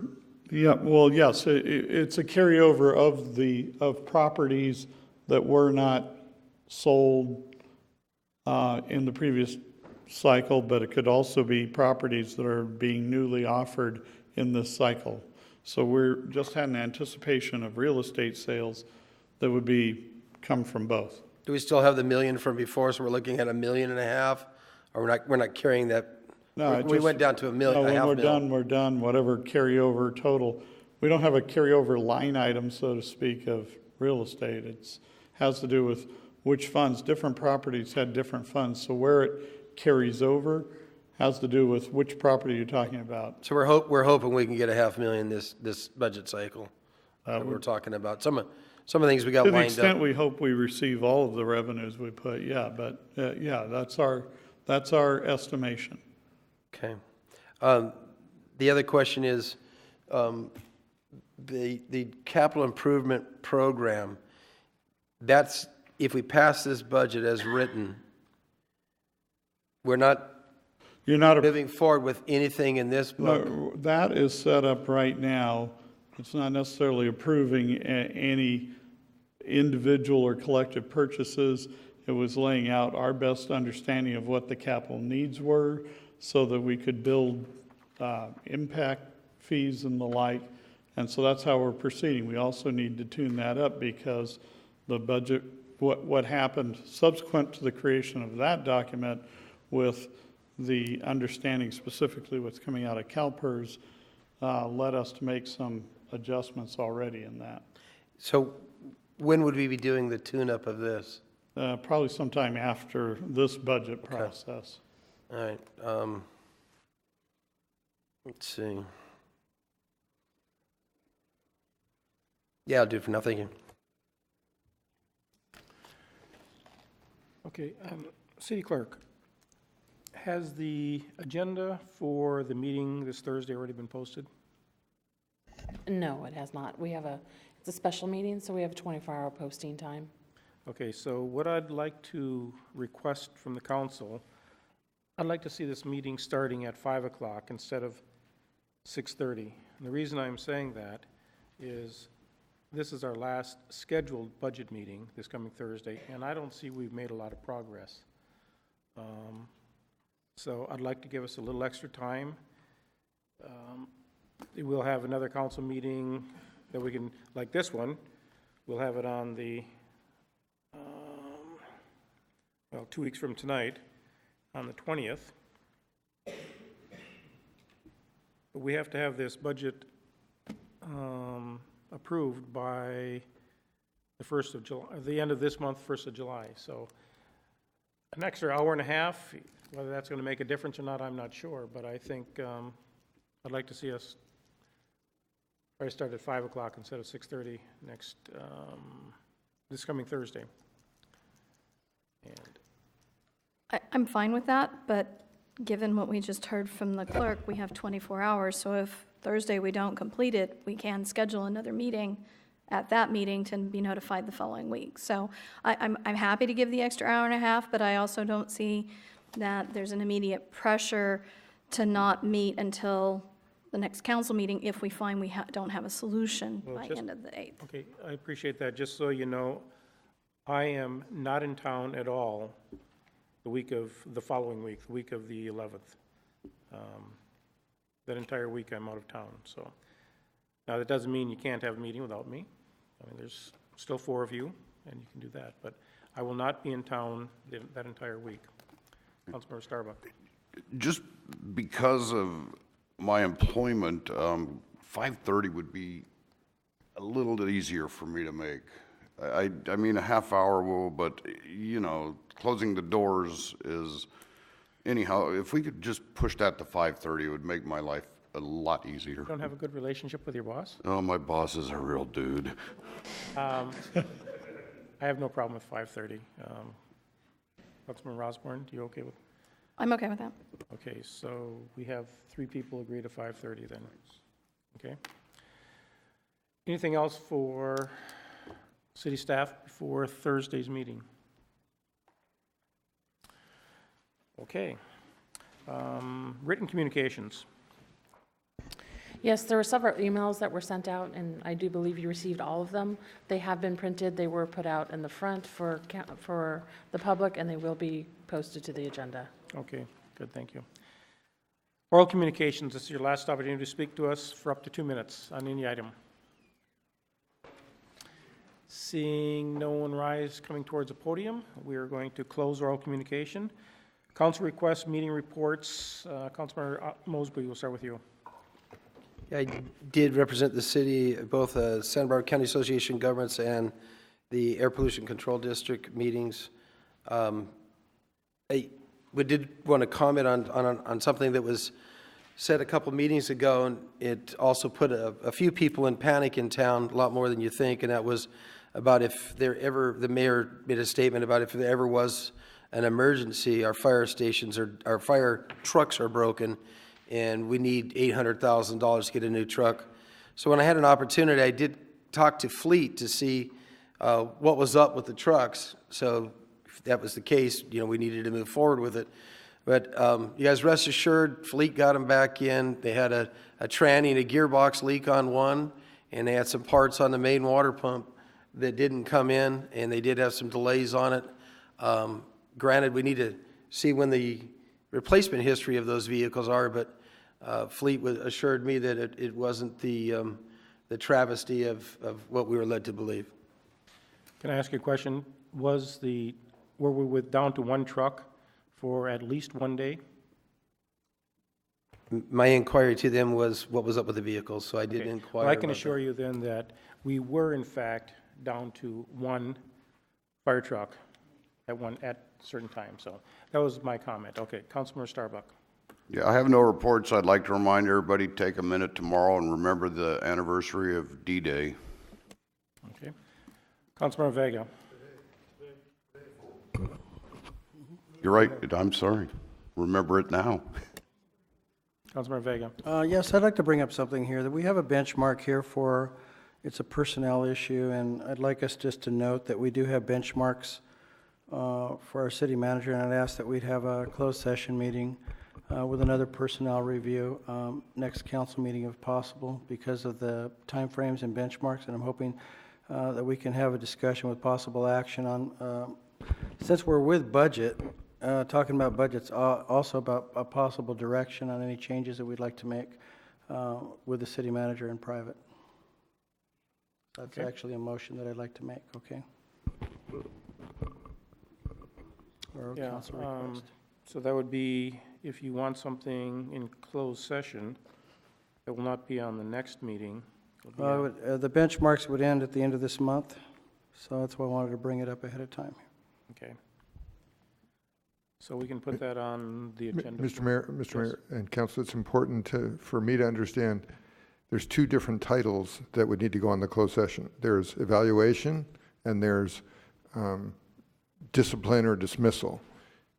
With evaluation, you don't need any special notice. Okay, I'd like to label it as an evaluation then, sir. Okay, thank you for the clarification.